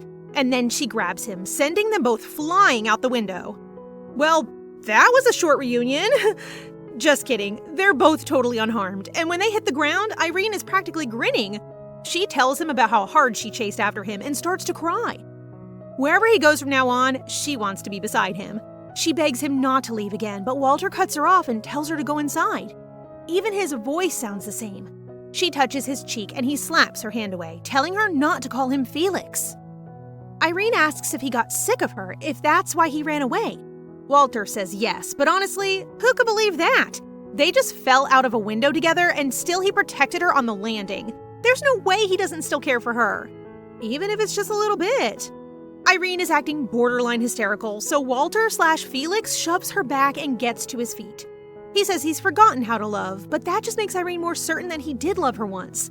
She grabs him from behind, locking her arms around him. She threatens to kiss him if he pushes her away again and begs him not to leave. They hear a noise, so Walter suddenly ducks for cover, pulling Irene with him. It's just 2 drunkards from the party. They start to gossip about the barbaric war hero, Walter, oblivious to the fact that the man himself is crouched in the bushes hiding with a lady. Because she clearly has a death wish, Irene licks the hand he's using to cover her mouth. I have to assume that she's still drunk, because otherwise, this girl has really gone mad over the last 3 years. She whispers sweet nothings to him once the guests have gone, and when he doesn't respond, she starts counting down from 10, threatening to kiss him. But before she gets to 1, Walter gives in and kisses her himself. When they pull away, he seems sad. A small part of him is grateful that she recognized him, even though he was surprised. He pulls her into his embrace, enjoying the few moments that he can have with her before Larace takes over his body. He jerks away suddenly, a little embarrassed to have woken up with his arms around her. They switch every 12 hours since they've merged a lot as time has worn on. Judging by her furious expression, Irene is not happy to see him again, but at least Larace promises to explain. In the last few years, Felix has lost his ability to feel and has started looking more and more like the demon inside him. His only purpose in life now is to protect Irene and to get revenge on the 3 male leads. She bullies him into admitting that Larace has now taken half of Felix's soul, but swears it wasn't against his will. There's only one way for Felix to return to his original form, and that's if Larace was killed. Obviously, Irene immediately asks him to die, which, would be kind of harsh if it wasn't literally a soul-sucking demon. Larace starts to cry, unable to control the small part of him that has become human. Even though she's sympathetic, Irene doesn't have any hesitations. She is determined to kill him, so she encourages him to live life to the fullest in the time he has left. The demon can't stand it, but she won't shut up, so he pounces, tackling her to the ground while she smiles creepily up at him. Okay, people, it's confirmed. Irene has definitely lost her mind. Even though he wants to live, Larace doesn't refuse when she smuggles him into her room and buries him in a mountain of plushies to keep him hidden. I feel like it's not totally necessary, but I can't lie, he looks kinda cute. Irene wants to know how she can kill the demon without hurting Felix, but of course, Larace isn't going to literally give her the blueprint to his death. Instead, he tells her how both he and Felix ended up losing their feelings. Apparently, souls are a lot like water. When you mix something in, it becomes diluted, but the water never completely disappears. That's the state they're in now, a little bit demon, but still mostly Felix. Irene wants Larace to detach himself from Felix's soul, and since he's the demon of love and lust, offers to kiss him in exchange. Of course, even if he is a lustful devil, no one would trade their life for just one kiss. She points out that he could still survive without possessing a body, but still, Larace won't budge. Understandably. I don't know about anyone else, but I'm kind of team demon. Reaching for her backup option, Irene approaches Alepia in hopes that she can borrow his power. When asking him nicely doesn't work, she threatens to stab his heart, because apparently, this is just who she is now. She must have tried this before because Alepia doesn't seem to care. So she switches tactics and offers to teach him how to woo Chloe instead. The spirit agrees at once, though he is a little disturbed to find this vicious demonic presence buried under a pile of soft toys. First, she orders him to create a lookalike who can wander around and take Walter's place while they figure out how to extract Felix. Alepia didn't recognize him from their adventures on the island at first. After he finds out who exactly this demon-human hybrid is, he agrees to keep this project a secret from Chloe for the time being. He then conjures a replica of Walter right before their eyes, promising to have it finished by tomorrow. Satisfied, Irene takes Walter out for a little stroll with a few bits and pieces. Her plan is to get Larace to fall asleep so that Felix might wake up in his place. And obviously that requires rose petals, a candlelight, and a bed. Larace is horrified at the thought, sitting on the bed like a lamb ready for slaughter. He points out that Irene is still somewhat inexperienced in this department, and the desires of a man half possessed by the devil are probably pretty intense. Somehow, I don't think that's going to be a problem for this new, insane Irene. Impatient to get started, she pushes Larace onto the bed and starts talking about all the things she wants to say to Felix. Larace suddenly bats her hand away and warns her that Felix is dangerous. I mean, he's not the same person she knew 3 years ago. He's half demon now. Irene reminds him that it was Larace who made his desires so uncontrollable in the first place.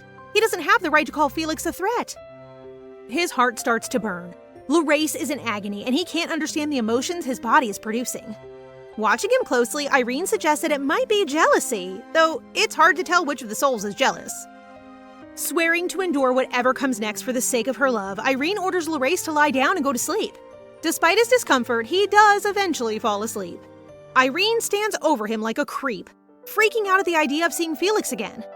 To conquer her nerves, she does what any girl would do and chugs a bottle of red wine. You know, just girly things. Little does she know that someone has woken up on the bed behind her and saw the whole thing. Great. But the good news is, it's Felix. His eyes are a little sore from when Larace was crying earlier. Irene tells him that the demon seemed to have developed feelings for her, so she cruelly rejected him. Felix is surprised that she rejected him. In his mind, Larace is less dangerous and has merged enough with Felix that they've become very similar. Irene assures him that she only wants Felix. The fact that she can tell them apart and act so cruelly to the demon is proof of that. Felix starts to cry. His emotions are coming back to him, starting with the bad ones, like fear and sadness. Irene hands him a potion made especially for him. It will temporarily return his old memories and feelings from a time when he was happiest. But he doesn't want it. After all, they're about to make a new memory all on their own. Who needs a silly potion? I think you guys can guess what happens next. After their first night is over, Larace wakes up to find concentrated healing potions scattered all over the room. Uh-oh, seems like someone couldn't control themselves. Larace is panicked and wakes Irene up to check that she's okay. Spoiler alert, she's not. She doesn't feel any pain because, well, she's drowned herself in painkillers. But she doesn't look too good, so she asks the demon to take her to a doctor. It's kind of adorable how he panics, trying to tell if she's broken any bones. Wait, broken bones? What the heck did those kids get up to? Never mind, I don't want to know. There is some good news, however. While Felix and Irene were talking, they came up with another way to get Larace out of this body without destroying him, which must be a huge relief for the demon. After a quick check with the doctor, Irene returns to her room with a bandage on her ankle. She'll tell Chloe it's just a sprain, and hopefully it will heal up soon enough. There's a long moment of silence where Larace just looks at her, before confessing that he wants a body of his own. And I think we all know why. Irene, as usual, isn't entertaining his fantasies, and suggests he possess the body of a cute little puppy, so she could take him for walks and play with him every day. To absolutely no one's surprise, Larace hates that idea. Whatever happens, he wants to remain in a form that can still comprehend Irene's beauty. Okay, is anyone else kind of falling for the demon? No? Just me? The next morning, Olympia announces that Chloe is on her way back from her trip, way before Irene had hoped. Now they have to figure out a way to introduce Larace without having her rip him to shreds. If she meets the demon before Felix, she will almost certainly try to kill him. Fortunately, Irene thinks of a solution, so when Chloe comes home, she really turns up the charm, telling her how much she missed her and demanding cuddles. Unfortunately, it doesn't take long for her to notice the two guests in their midst, awkwardly watching them from across the coffee table. One of them is Prince Cedric, who is all dressed up as a Grand Duke. It looks like he's been called in as backup to help distract Chloe, but such a task is easier said than done. Chloe doesn't take kindly to anyone interrupting her time with Irene, and he is not getting a lot of support from Irene. Erica, the second guest, is just as cold and uninviting. She is still infatuated with Irene and dislikes the idea of anyone else so much as looking at her. Irene invited them for lunch, although it's still very early in the morning, as Cedric points out. The uncomfortable setup can only hold Chloe's attention for long. She soon notices that Irene's dress is longer than usual and pulls aside the fabric to reveal her bandaged ankle. As Irene predicted, she freaks out, demanding to know who hurt her. I wonder how she'd feel if she knew it was her brother. Irene makes up some silly story about falling off the terrace at the party. And on that topic, she turns her fury back to Cedric for making her attend an event held by a murderer. Uh-oh. Looks like she doesn't have any sympathy for the so-called war hero that her brother has become. Irene tries to convince her that he's not so bad, but her friend explains that she's less worried about the war hero's conscience and more about her safety. It seems like there's no getting around the truth, so finally, Irene admits what she was trying to hide. She tells her straight up that Felix has returned, just as Larace walks into the room. Oh, I'm so nervous. Does anyone else think she's going to rip him apart? Meanwhile, at the palace, Lucas has received a report about the gathering at the Chamberlain mansion and is irritated to find Felix's name among the list. As far as he knows, he should have been dead for over 3 years. Even Duke Lemberg thinks it's a hoax and burns the report while it's still in Lucas's hand. The Emperor punches him for his insolence and then goes back to normal, as if it's totally chill to make your subordinates bleed. Ugh, really, this guy is just the worst. But Duke Lemberg does truly believe that the information is fake. In other news, they now have reason to believe that Irene has taken over Martina's gossip ring, which makes her a much higher target in their eyes. The Duke, as usual, has lots of gross comments to make about Irene. He's starting to seem far more interested in her than Claudia, which isn't a good sign. The conversation then moves to Walter, who has made quite a strange impression on everyone. The real Walter, of course, is at the Chamberlain mansion, and this fake version hasn't quite fooled the male leads. He seems a tad less evil, and Constantine can no longer feel the pulse of magic that he used to when they met. Lemberg and Constantine are fairly certain that this Walter is a dud, but the Emperor is being just as slow as always. So Walter is allowed to return to the battlefield under the Emperor's command, while the real Felix was received surprisingly well by his family.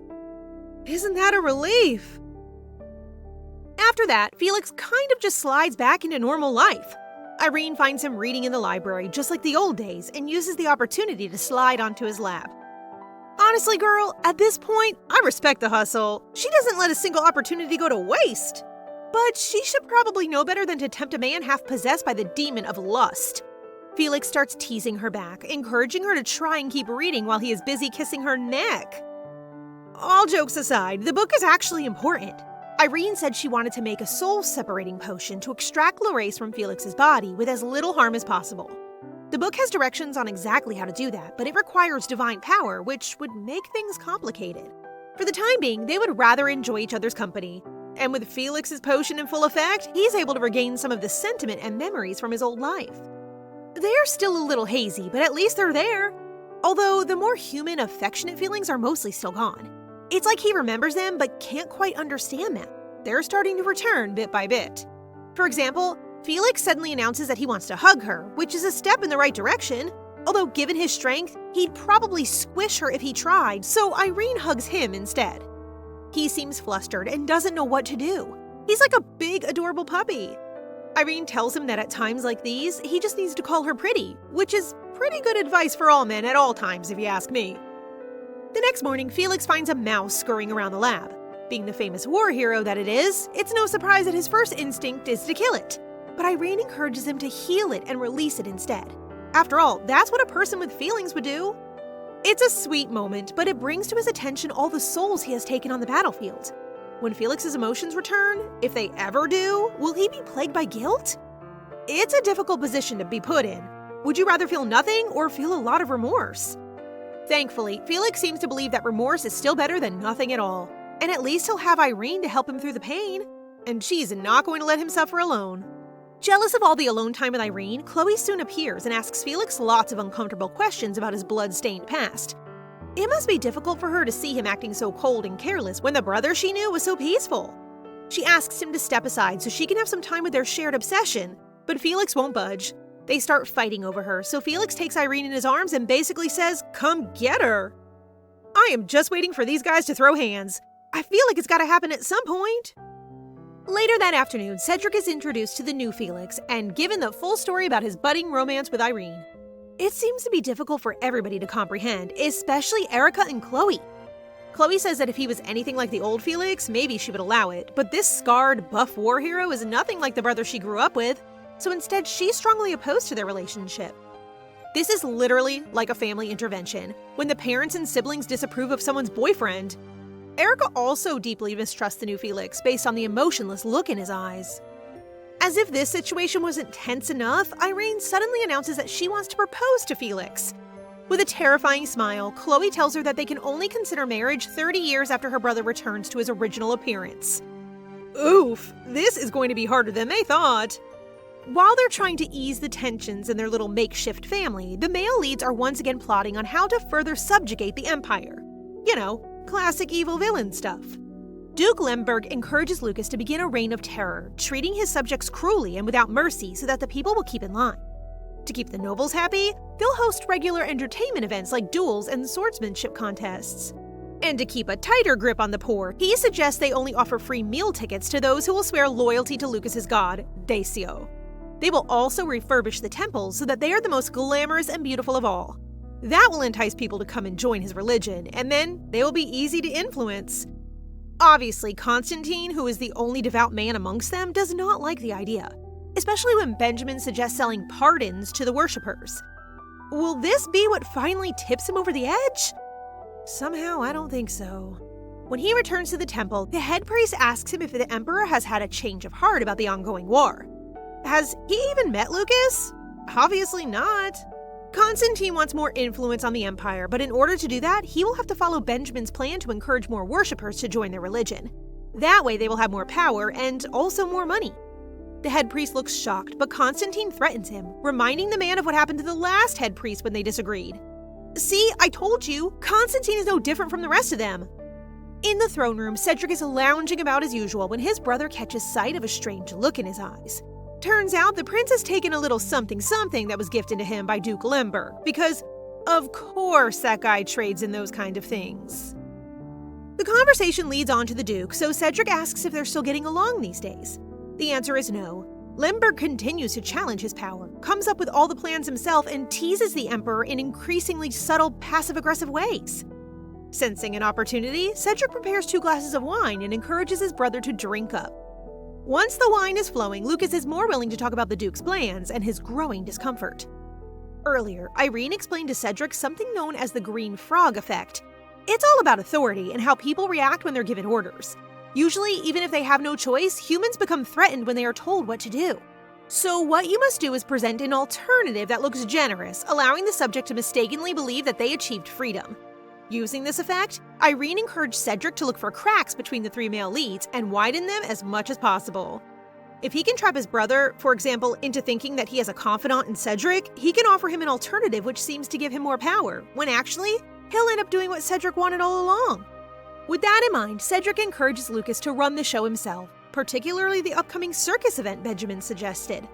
Lucas takes to it like a fish to water and immediately disappears to plan a counterattack of his own. That was easy. Over the next few weeks, a talented playwright appears in the Empire, immediately grabbing the attention of all the major theater troupes and actors.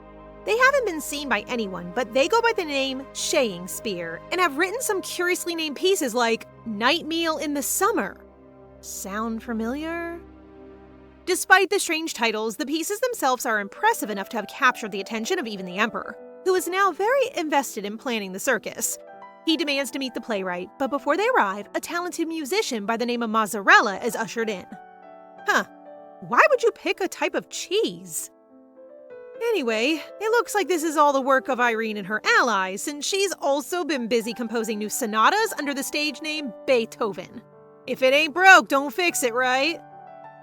To her surprise, Felix is also interested in the piano. He used to play in his past life, though never particularly well. He says the keys are like comfort, since they've both been so busy with the plan that they haven't had time to comfort each other. Hearing that, Felix pulls her close and plants a kiss on her cheek. It kind of seems like he wants to take things further, but the demon is about to wake up. So instead, he sits beside her at the piano and quietly admits that he wants to destroy Larace. Uh-oh, there goes all that pacifism training. Irene feels a little conflicted. She also didn't care about Larace at the beginning. As we all saw, she was very willing to let him die, and even though he has strong feelings for Irene, she wouldn't stop Felix from doing whatever is necessary to comfort him. But even his conscience isn't quite that dark. Instead of destroying him, he considers making the demon forget everything and then pushing him away. Kind of like what he forced Felix to end up doing. Irene is trying not to make the decision for him, so instead she takes his hand and starts to play a sorrowful melody. It's so beautiful that Felix starts to cry. It almost seems like Larace might have woken up and taken his place, judging by the blushing. But Irene doesn't seem suspicious and continues to act all cutesy, telling him to call her Lynn for short and flirting like usual. Oh, Irene, you don't know your power, bestie! Back at the palace, Lucas has received word from the playwright that he is too busy to attend the meeting, which of course makes the Emperor furious. He orders Walter to bring the rude man in at once, but he sort of just stares blankly at him. Alipia didn't do a very good job, did he? The Emperor throws a crumpled up paper at him and still he doesn't react. He doesn't even do anything when he orders him to pick it up. He's literally like a robot. Suddenly, Cedric rises from his drug-induced sleep and tells him a story he once heard about Shakespeare's in a back alley somewhere. Shakespeare is apparently receiving a lot of support from various sponsors, which is probably why he's ignoring the attentions of the Emperor. Cedric even suggests that he's being blackmailed by his sponsors to deliberately resist him, and that catches Lucas's attention. But now that his curiosity is piqued, Lucas is even more determined to meet him. So he attends one of Shakespeare's plays, which have the hilarious lead characters of Aurea and Serial. Chloe is also attending, alongside Irene, who is in a particularly impressive disguise as a young man. She was sort of hoping that if she looked different, Chloe might be less protective towards her. But the young mistress is just as defensive as usual, especially because she knows that Lucas is here somewhere. After the play is finished, Shakespeare and the Emperor meet at last, and he apologizes for ignoring the Emperor's summons. Luckily, he seems to be in a good mood. Maybe because Chloe is there? She praises the acting and dialogue and then excuses herself, leaving Lucas and Irene to talk in private. So far, the plan is working. It looks like Chloe is the sponsor, which would make sense if she asked him not to meet Lucas, whom she openly hates. Lucas starts to interrogate him on whether he has any romantic interest in Chloe. Of course he says no, but apparently that is just as suspicious. There's no way to please this guy.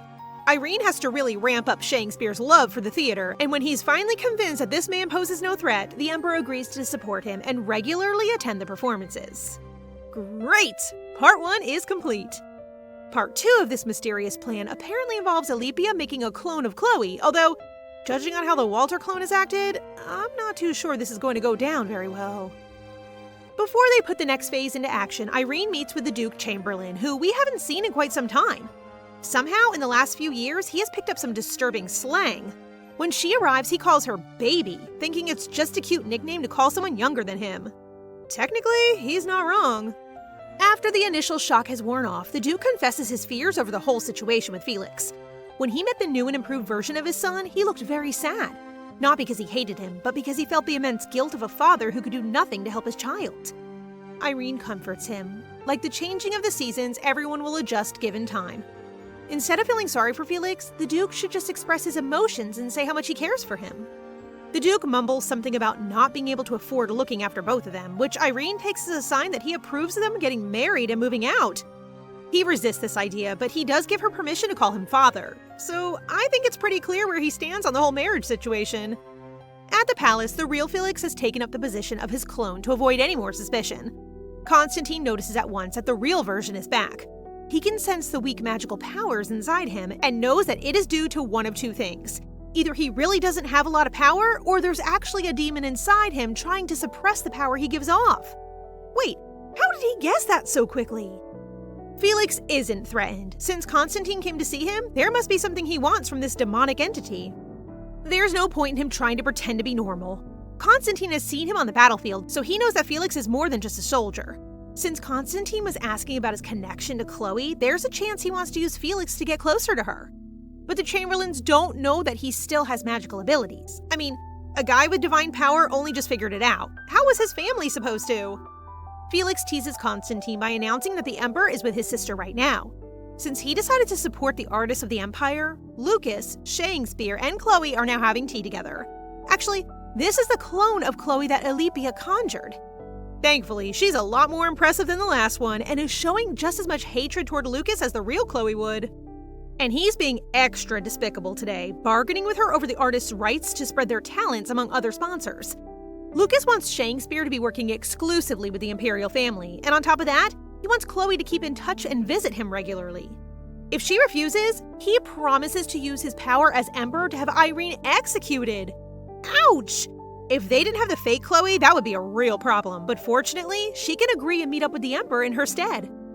Irene and Felix both return from the palace, delighted to be back together again. He reports that he felt an emotion recently: anger. Irene wants to know who made him angry, but it turns out it was her. She looks worried, but Felix sighs and admits that he only hated when she called the demon Larry. Oh, I see. Felix, buddy, that's not anger, it's jealousy. At least he's unlocked one more emotion on the spectrum. Meanwhile, Urbar Jonzar walks frantically since she is late for the night of the heroes' party, where Walter, her recent crush, would be coming. As she is busy daydreaming about Walter, she suddenly bumps into a man. She is about to shout at him, but she instantly starts crushing on the man.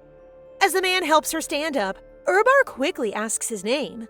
He smiles and sheepishly tells her his name is Shakespeare, asking her to keep it a secret. When Urbar is about to introduce herself, Shakespeare quickly informs her that he already knows her since she is popular. He then excuses himself, leaving Urbar speechless as she imagines her future with him, completely forgetting about Walter. Well, another girl fell for your charm, Irene.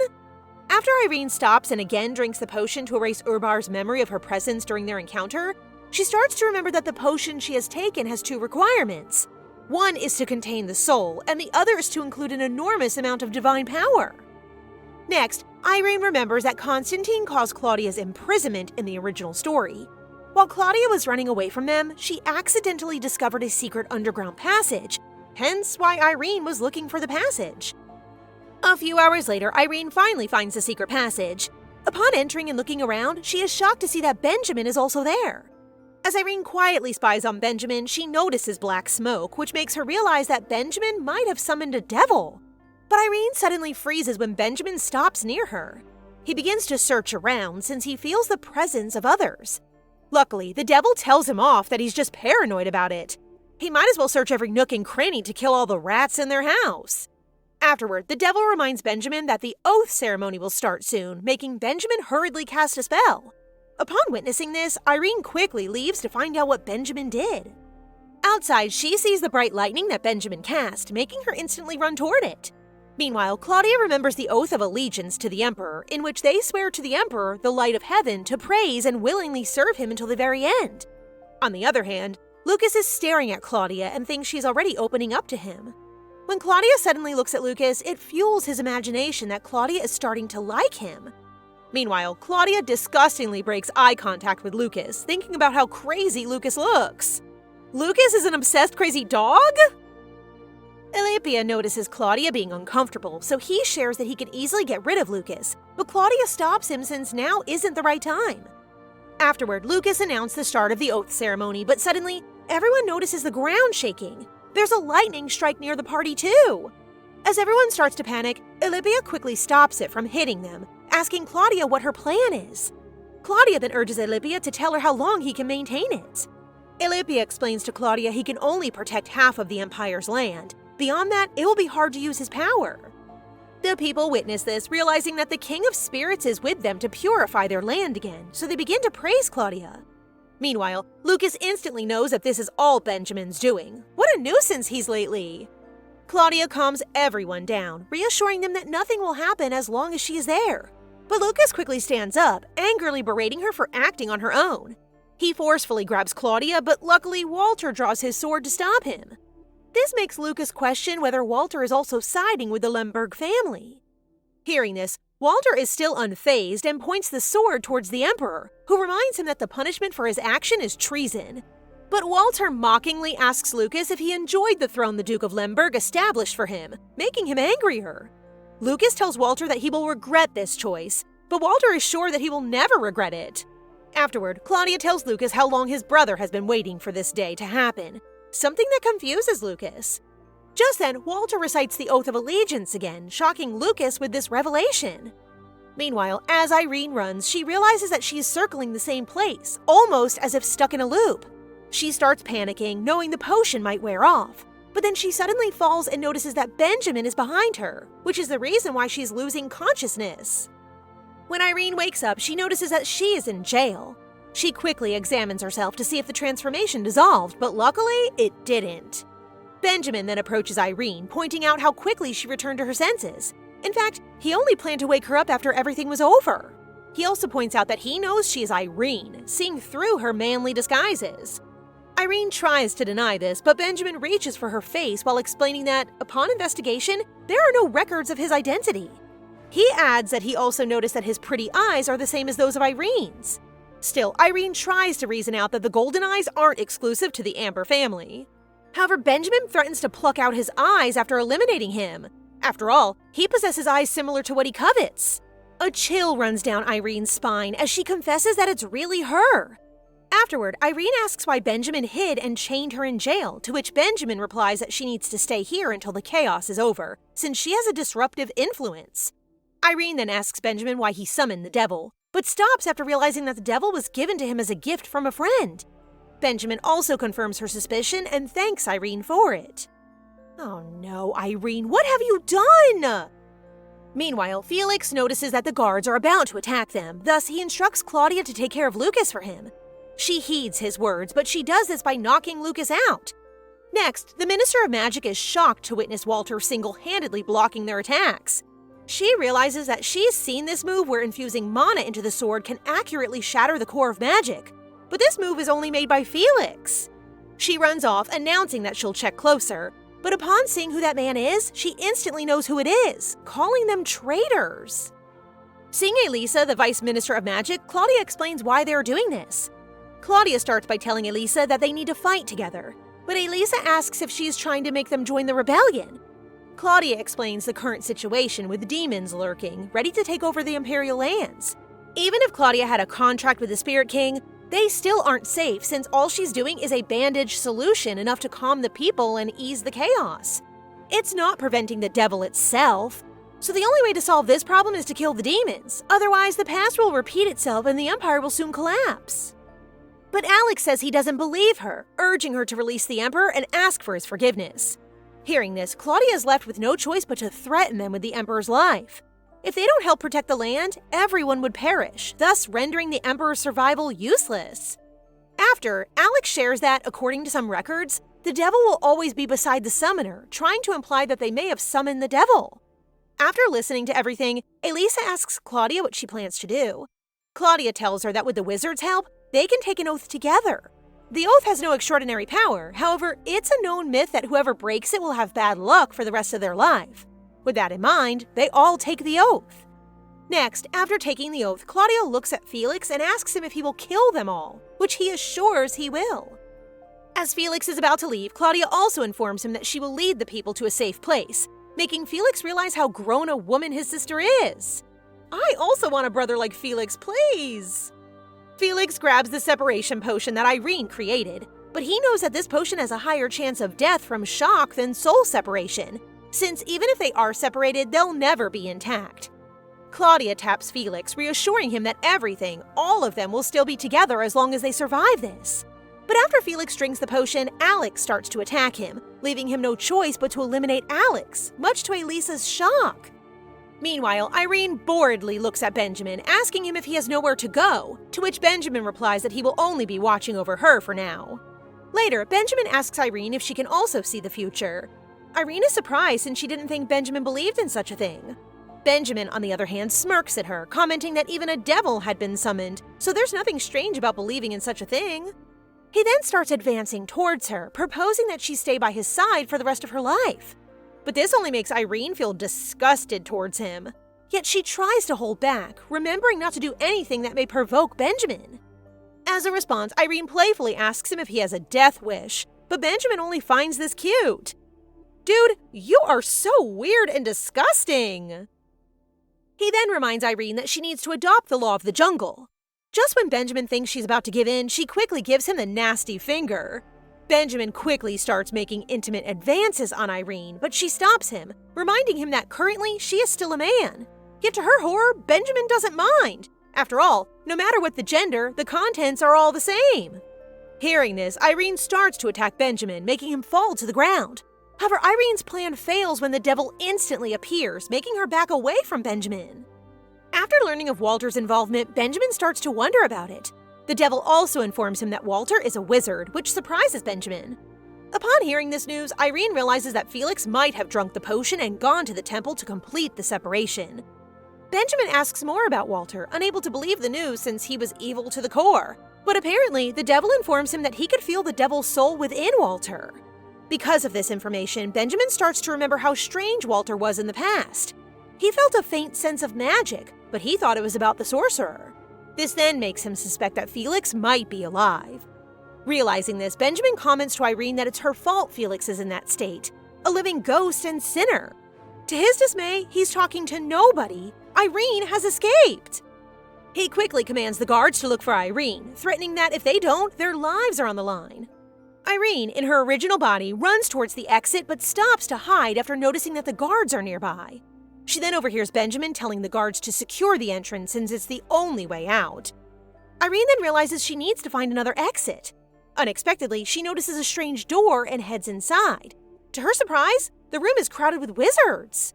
When they notice her, they mistake her for the devil, pleading that they spare their lives. But this just bewilders Irene. Oh, now this story is getting more interesting. Irene quickly explains to them that she's a normal person, not the devil. Hearing this, a wizard touches her hand to confirm if Irene is telling the truth, to which he does. But the wizard is shocked that he can't feel any magic power, so he starts accusing her of being a phony.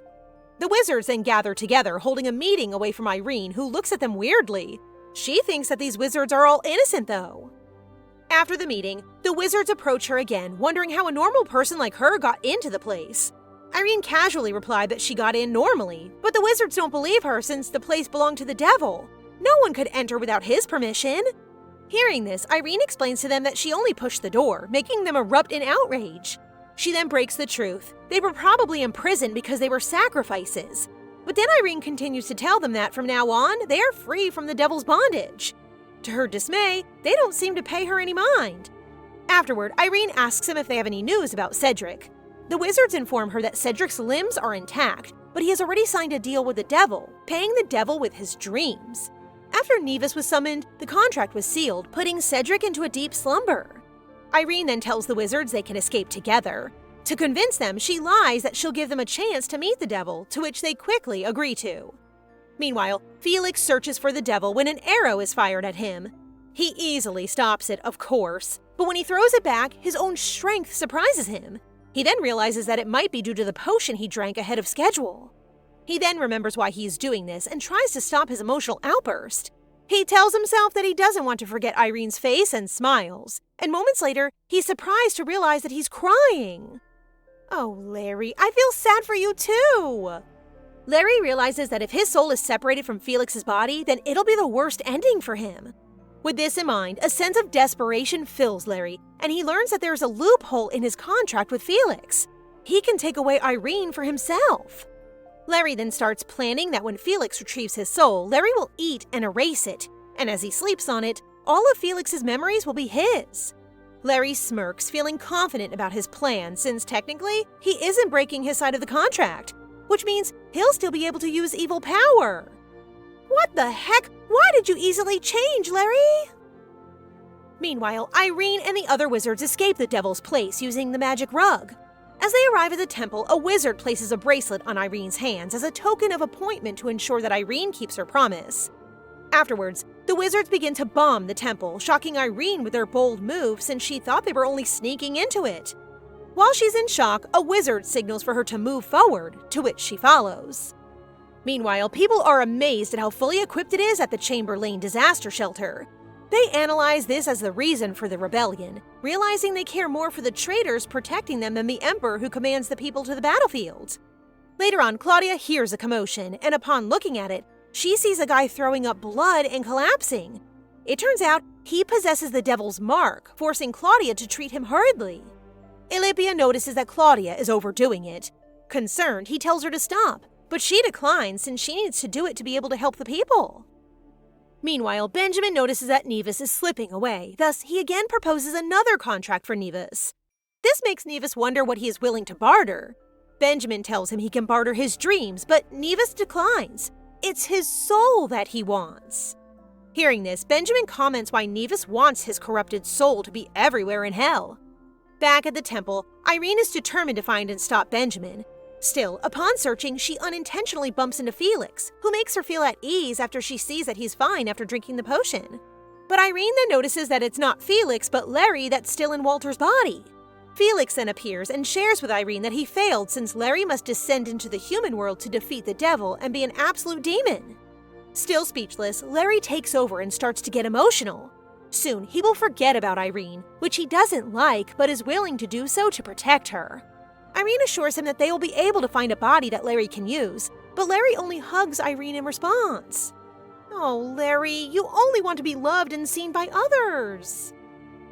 Afterward, Irene tells Larry that the devil summoned is Nevis, but she still doesn't know who summoned him. Hearing this, Larry instructs Irene to leave the place, and he and Felix will take care of it even if there's a low possibility that they can win against it. Larry assures Irene that he will not use Felix as a scapegoat, thus she doesn't need to worry and leave quickly. When Larry thinks she followed him, he is surprised that Irene has returned and scolds him about his plan. Hearing this, Larry asks Irene if they can make a deal. Since Larry doesn't want to see her die or suffer, Larry promises to protect her love in exchange for Irene remembering him forever. Larry also explains that it will be hard for him to fight with her on the way, hence Irene agrees with him while crying. For the last time, Larry teases Irene and quickly helps her escape since Benjamin has already approached them. Larry, you are a man willing to burn to protect Irene. After, Benjamin mocks Larry's deal with Irene and even offers to spare him if he eats the owner of his body entirely. Seeing that Larry will never follow him, Benjamin announces that he needs to finish him since he has to catch Irene, which Larry quickly opposes since he will never let Benjamin pass. Still, Nevis suddenly appears and announces that it's him as his opponent and not Benjamin. The shadow entity, whose name is Novice, tells Benjamin that Walter is a wizard. However, Benjamin finds this hard to believe because Walter is evil and lacks the qualities one would expect of a wizard. As Benjamin slowly realizes that Walter might actually be Felix, he begins to laugh maniacally and ask if this is Irene's doing. Shangisbear, who is actually Irene in disguise, takes this opportunity to escape from Benjamin's clutches. Fortunately, her body is much smaller and lighter compared to when she was Shangisbear, which allows her to remove the handcuffs and run away. Irene continues to run aimlessly, growing increasingly annoyed that Benjamin dares to confine her in such a place. She decides to find somewhere to hide when she senses that Benjamin is fast approaching. Novice then sees her but completely ignores her, greatly confusing Irene. Irene notices a suspicious-looking door and, having no other choice, enters. Inside, she is met with a gruesome sight: a bloodied corpse and an anxious cult of wizards. Shortly thereafter, the wizards plead for their lives as they seem to believe that Irene is the devil. Irene reassures the wizards that she's just a normal human, but they find this hard to believe. The wizards then explain to Irene that only devils can enter such a place, which was why they were so terrified of her in the first place.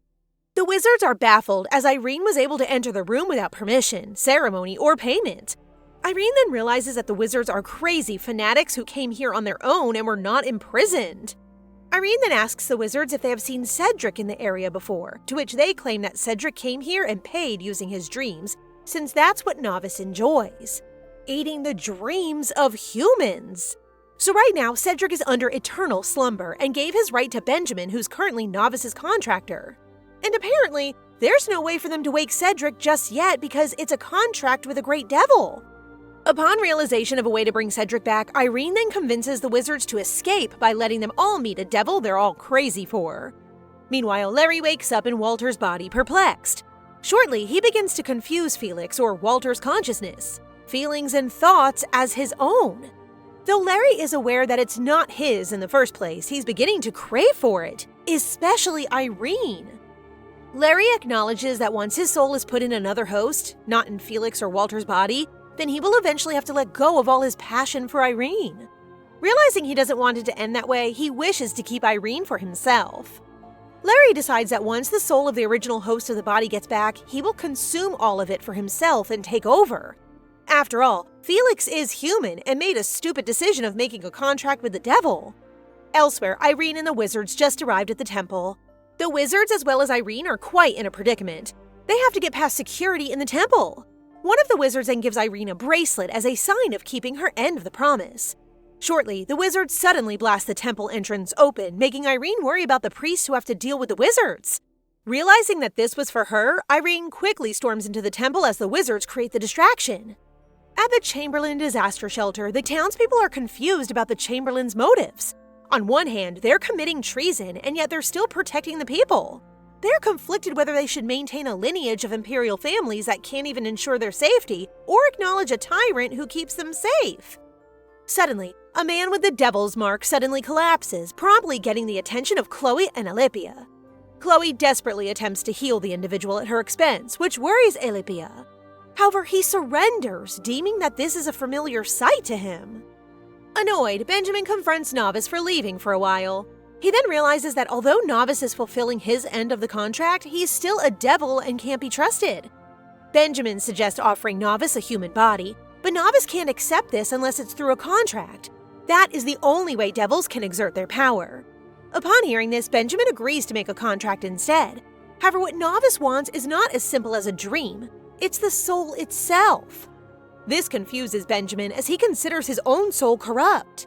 Meanwhile, Irene arrives at the temple and encounters Larry. She is confused because Larry is using Walter's appearance, which upsets him. He explains that Larace came to the human world to help him become an absolute demon, but the plan became more complicated when Larry met Irene. Larry then vents to Irene about his existential crisis and asks her never to forget him. She reassures him, saying she'll never forget an imperfect devil who loved her. Once Larry feels better, Irene rushes inside, not wanting to waste any time.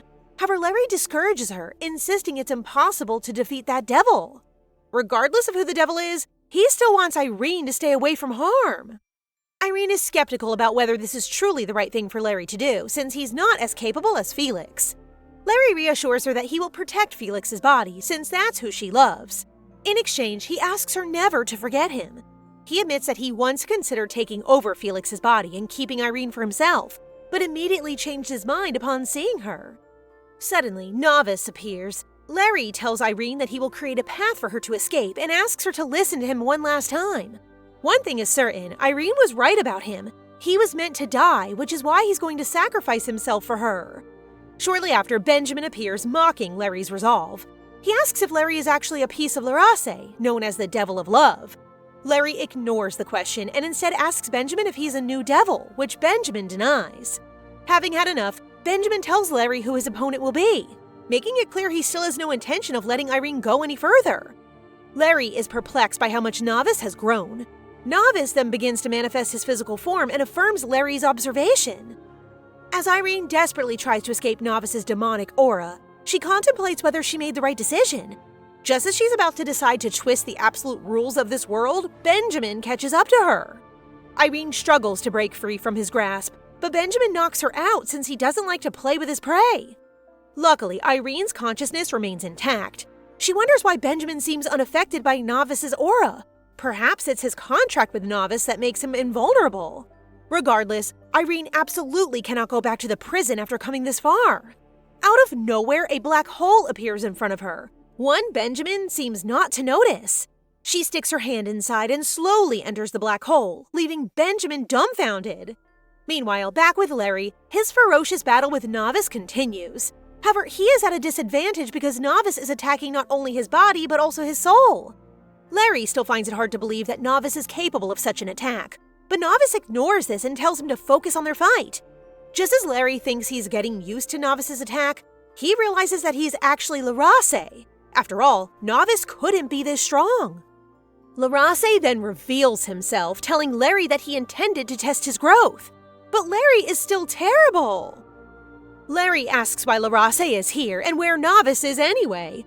Larace responds, telling him that he came here to make some adjustments, and that Novice was absorbed because of his arrogance.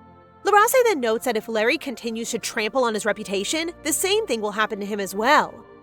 Larace's initial contract entails him to kill Larry, but now he's going to destroy the world instead. Larace notes that Larry's existence is for naught unless he becomes an absolute demon. Larry then tells Larace that bringing him to the human world was a mistake, which Larace mocks. Larry refuses to be taken by Larace, but the latter continues to prove that it's as easy as breathing. Eventually, Larry falls down at the mercy of Larace. However, he still tells him that he existed not as part of Larace, but as Larry. Having had enough, Larace decides to give the final blow, turning his back on a lifeless Larry. Suddenly, chains of light begin to shine, which signifies the termination of Larace's contract and his rift to his link in the human realm. Now, Larace is currently trapped in this world, making him commend Larry. Larry's soul starts to disperse and is replaced by its original owner, Felix. Felix wakes up with tears on his face, making Larace wonder why he's crying. Felix tells him that they aren't his, making Larace realize that they're Larry's tears after all. Without delay, Felix asks where Irene is. Larace then turns his attention to Benjamin and Constantine. After expressing his disbelief at seeing Felix again, he proceeds to explain that a black hole opened up and sucked Irene inside. He notes that he almost died as well if he hadn't met them because the temple collapsed. At the same time, his contract with Novice was terminated. At present, Benjamin wonders who the man is beside Felix who looks a lot like Walter. Upon closer inspection, it slowly dawns on him that it was Novice all along. Benjamin and Constantine are now at a standoff with Felix. Constantine begins to charge up his energy, but this is only met with Felix's restraining ability, greatly confusing the two. Felix ignores the two and once again asks Larace where Irene is, but he doesn't seem to be taking Felix seriously at all. Having had enough of Larace's tomfoolery, Felix charges up and demands an answer. Felix tells Larace that he doesn't care what his plans are as long as Irene is safe. As long as Irene is safe, Felix won't have to go insane. This is truly a troublesome yet amusing predicament for Larace. On one hand, he can regain his powers if he forms a contract with Benjamin and Constantine. On the other hand, he worries about what Felix is capable of. Larace then admits that Irene is currently in a dimensional gap. Felix promptly decides to open a portal and goes after Irene. After Felix leaves, Larace asks both Benjamin and Constantine if they know how to enter the human world. He continues to expound on how unjust and unfair it is for devils to be unable to leave the demon realm when both devils and humans are the same, a creation of God. He then answers his own question, saying that devils are beings that do not favor connection, likening them to beasts. Larace notes that both Benjamin and Constantine are similar to beasts. After that, he asks if they still want a contract. Without delay, Larace forms a contract that will never break with Benjamin. Elsewhere, Irene is traversing the dimensional gap, where she finds the real devil Larace. Irene frantically asks for his help, but Larace is still wondering why she's so concerned about the world that torments her. Larace explains that he was the one who was summoned, not Larry. In fact, he intended to absorb Larry but did not harm Felix. Irene then notes that he couldn't possibly eliminate Larry, knowing that he cares for him. Kim Hee-soo, now known as Irene, wonders what her purpose is in this new world where she has reincarnated. Despite her struggles, she still doesn't know where this will lead her. This leads her to believe that God must be bored and has thrown her into a random world aimlessly. Larace then tells her that God deems devils as a means to test those whom God favors. Otherwise, devils are nothing. He also notes that entities in the real world and the conscious world are different, and that the conscious self simply follows the will of the real one, just like Larace. He adds that the real world god Daeso wished to transfer Irene into this world, so the conscious world Daeso simply followed through. However, Daeso in the real world is not aware of the conscious world. Irene then asks if he's able to revive Larry, which he affirms, since this dimensional gap is Larace's world after all, as long as God wills it. Larace then uses a spell to manifest a human-like enigmatic entity. Excited, Irene asks why he created Larry this way. Larace responds that this is what Larry wished, to be a human, not a devil. Irene then realizes why the gods favor Larace. He doesn't abuse his powers as they do, unlike someone like Benjamin. Meanwhile, the real-world Larace has just finished his contract and has now gained new strength. Larace informs Irene that his contract with Benjamin has been fulfilled. Worried, Irene immediately inquires about the potential consequences for the real world. Larace explains that he cannot intervene because his contract has been defiled by Larace himself. But Benjamin remains free to act as he wishes. When Irene asks how to deal with Benjamin, Larace responds that this decision falls to the Chamberlain siblings. Concerned about her current situation, Irene asks when she'll be able to leave the dimensional gap. Larace delivers the troubling news that she won't be able to escape. He explains that he has merely been following the will of the real-world Larace and his powers to help are limited. With no alternatives remaining, Irene resolves to confront and defeat Larace himself, decision he strongly discourages. Suddenly, a spatial crack appears, revealing Felix, who has come to rescue Irene. Larace is bewildered by this development, as no human should possess the ability to create such a dimensional breach unless they have dragon-like powers. The dimensional gap where Irene is trapped is a vacuum that exists between time and space, separating different dimensions. Such openings can only be created by beings of extraordinary power, making Felix's appearance all the more remarkable. Irene and Felix embrace, cherishing their timely reunion. After their moment together, Felix's gaze turns toward Larace and Larry, demanding to know who dared to harm Irene. Larace already suspected that Felix possessed the abilities of dragons, since he accomplished a feat no ordinary human could achieve. Additionally, Felix is favored by Irene, someone who always gets what she wants, though not without facing hardships. As long as God Deso and Irene remain unchanged, Irene will always be favored. Soon, she may even rule the world. However, Larace wonders if Larry will be capable enough to win Irene over once he becomes an absolute demon. Felix hopes this will be the last time he has to warn Larace to stop interfering with him and Irene before they leave the realm. Shortly after, Irene and Felix arrive before a large, beautiful tree. Irene pins Felix down, enjoying their embrace. Felix remarks that if he had known something like this would happen, he never would have left in the first place. Irene responds that her world was once bleak, but ever since Felix returned as Walter, everything has become bright again. The two continue to share sweet words after being apart for so long, and soon after, they share a kiss under the blossoming tree. Back at the palace, the townspeople celebrate Chloe's defeat of the devil, their cheers echoing throughout the palace. Irene uses a magical orb to witness the celebrations, watching the victorious Chloe, who looks genuinely happy after her triumph. Irene feels immense pride, knowing the hardships Chloe has endured. It's like a parent watching their child grow. Larace notes that time in the dimensional gap flows differently than in the real world, so quite some time has already passed outside. Irene and Felix then check on Cedric, who's sleeping soundly in his bed. In contrast, Lucas is confined indoors due to the dangers outside, while Martina prepares to celebrate their victory. Overwhelmed with joy at seeing her friends happy, Irene bursts into tears. Felix points out that there are still two people they haven't checked, Benjamin and Constantine. Constantine is currently defeated, seemingly abandoned by his god. Meanwhile, a weary and bloodied Benjamin struggles to catch his breath, frustrated that their perfect plan was ruined by Larace. Elsewhere, Larace is surrounded by his fanatic wizards, eager to become his servants. Remembering her promise to the wizards, Irene tries to remove the bracelet one of them gave her, but it doesn't seem to work. Confused, Felix wonders if the bracelet truly came from the wizards. Felix tells Irene that there's a faint demonic energy around the bracelet, suggesting it could possibly be Larry. He then remarks that it seems like a lucky charm, which deeply moves Irene.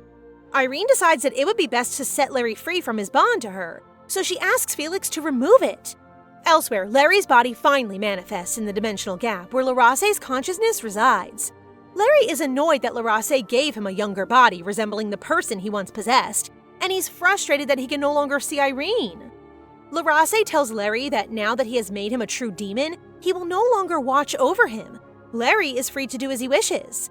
When Larace asks what he wants, Larry's silence makes it clear. He wants Irene. Meanwhile, a day has passed and Cedric still hasn't woken up. Martina jokingly suggests that only a true love's kiss like in fairy tales will wake him, which disgusts the group. Martina then pushes Felix toward Irene, implying that it doesn't have to be Cedric who receives the kiss. Just as Irene and Felix are about to kiss, Cedric wakes up and interrupts the moment. After drinking a potion, Cedric is asked if he's willing to become emperor. He replies that for now, he has no plans to do so and instead wants to travel the world. Shortly after, Chloe volunteers to become the Empress. It seems as though it was like yesterday that the heavens opened and the land became dark and a rebellion arose. The Empire was in such a dire predicament, and it put the attention on Chloe and Walter. For the people, they were traitors, but their actions showed otherwise. They provided shelter for the people and even cured diseases. On the other hand, Walter eliminated all evil. However, despite their efforts, there were still those who disapproved of them. However, these feelings from the citizens were short-lived when it was revealed that it was Benjamin who summoned the demon. Everyone was mortified by what they saw as they investigated around Benjamin. Currently, Benjamin is imprisoned because people are afraid to harm a devil. Despite this troublesome news, an article spread which eased the anxiety of the people. That Felix is alive, their symbol of peace and justice. At the same time, it was revealed that he is also Walter, the one who went up against the demons. This news was made known when Felix finally decided to step up and show everyone that he is in fact alive. Felix then proceeded to tell the people about the dragon's miracle, claiming that he's one and that means he's a messenger of God. Felix then told them that God has given him a blessing in order to continue serving and protecting the people. Felix proclaims his devotion towards the Empire's cause and his accepted role towards being God's messenger and the herald of the Empire. Still, he remembers the name of the three most prominent villains, Lucas Dorian Roxetant, Constantine, and Benjamin Rember, each with their own atrocities during the war. Anyway, Felix's affirmation comes at the hands of Claudia, who appears before the crowd that adores her with applause. Felix kneels after pledging his loyalty to her, and it is there that Claudia anoints him with all the honor and responsibility of being the Empire's protector. All the while, Irene looks from the crowd happy as one can be. Soon after, Felix and Irene stroll through the gardens together, with the latter complimenting the former on his suitability for his recent promotion. They talk about Felix's recent visions with God, but Felix affirms Irene as his God, making her blush profusely. He also means he knows Irene is God's messenger, though she says she's not interested in making that public. The two then share a deep, warranted kiss.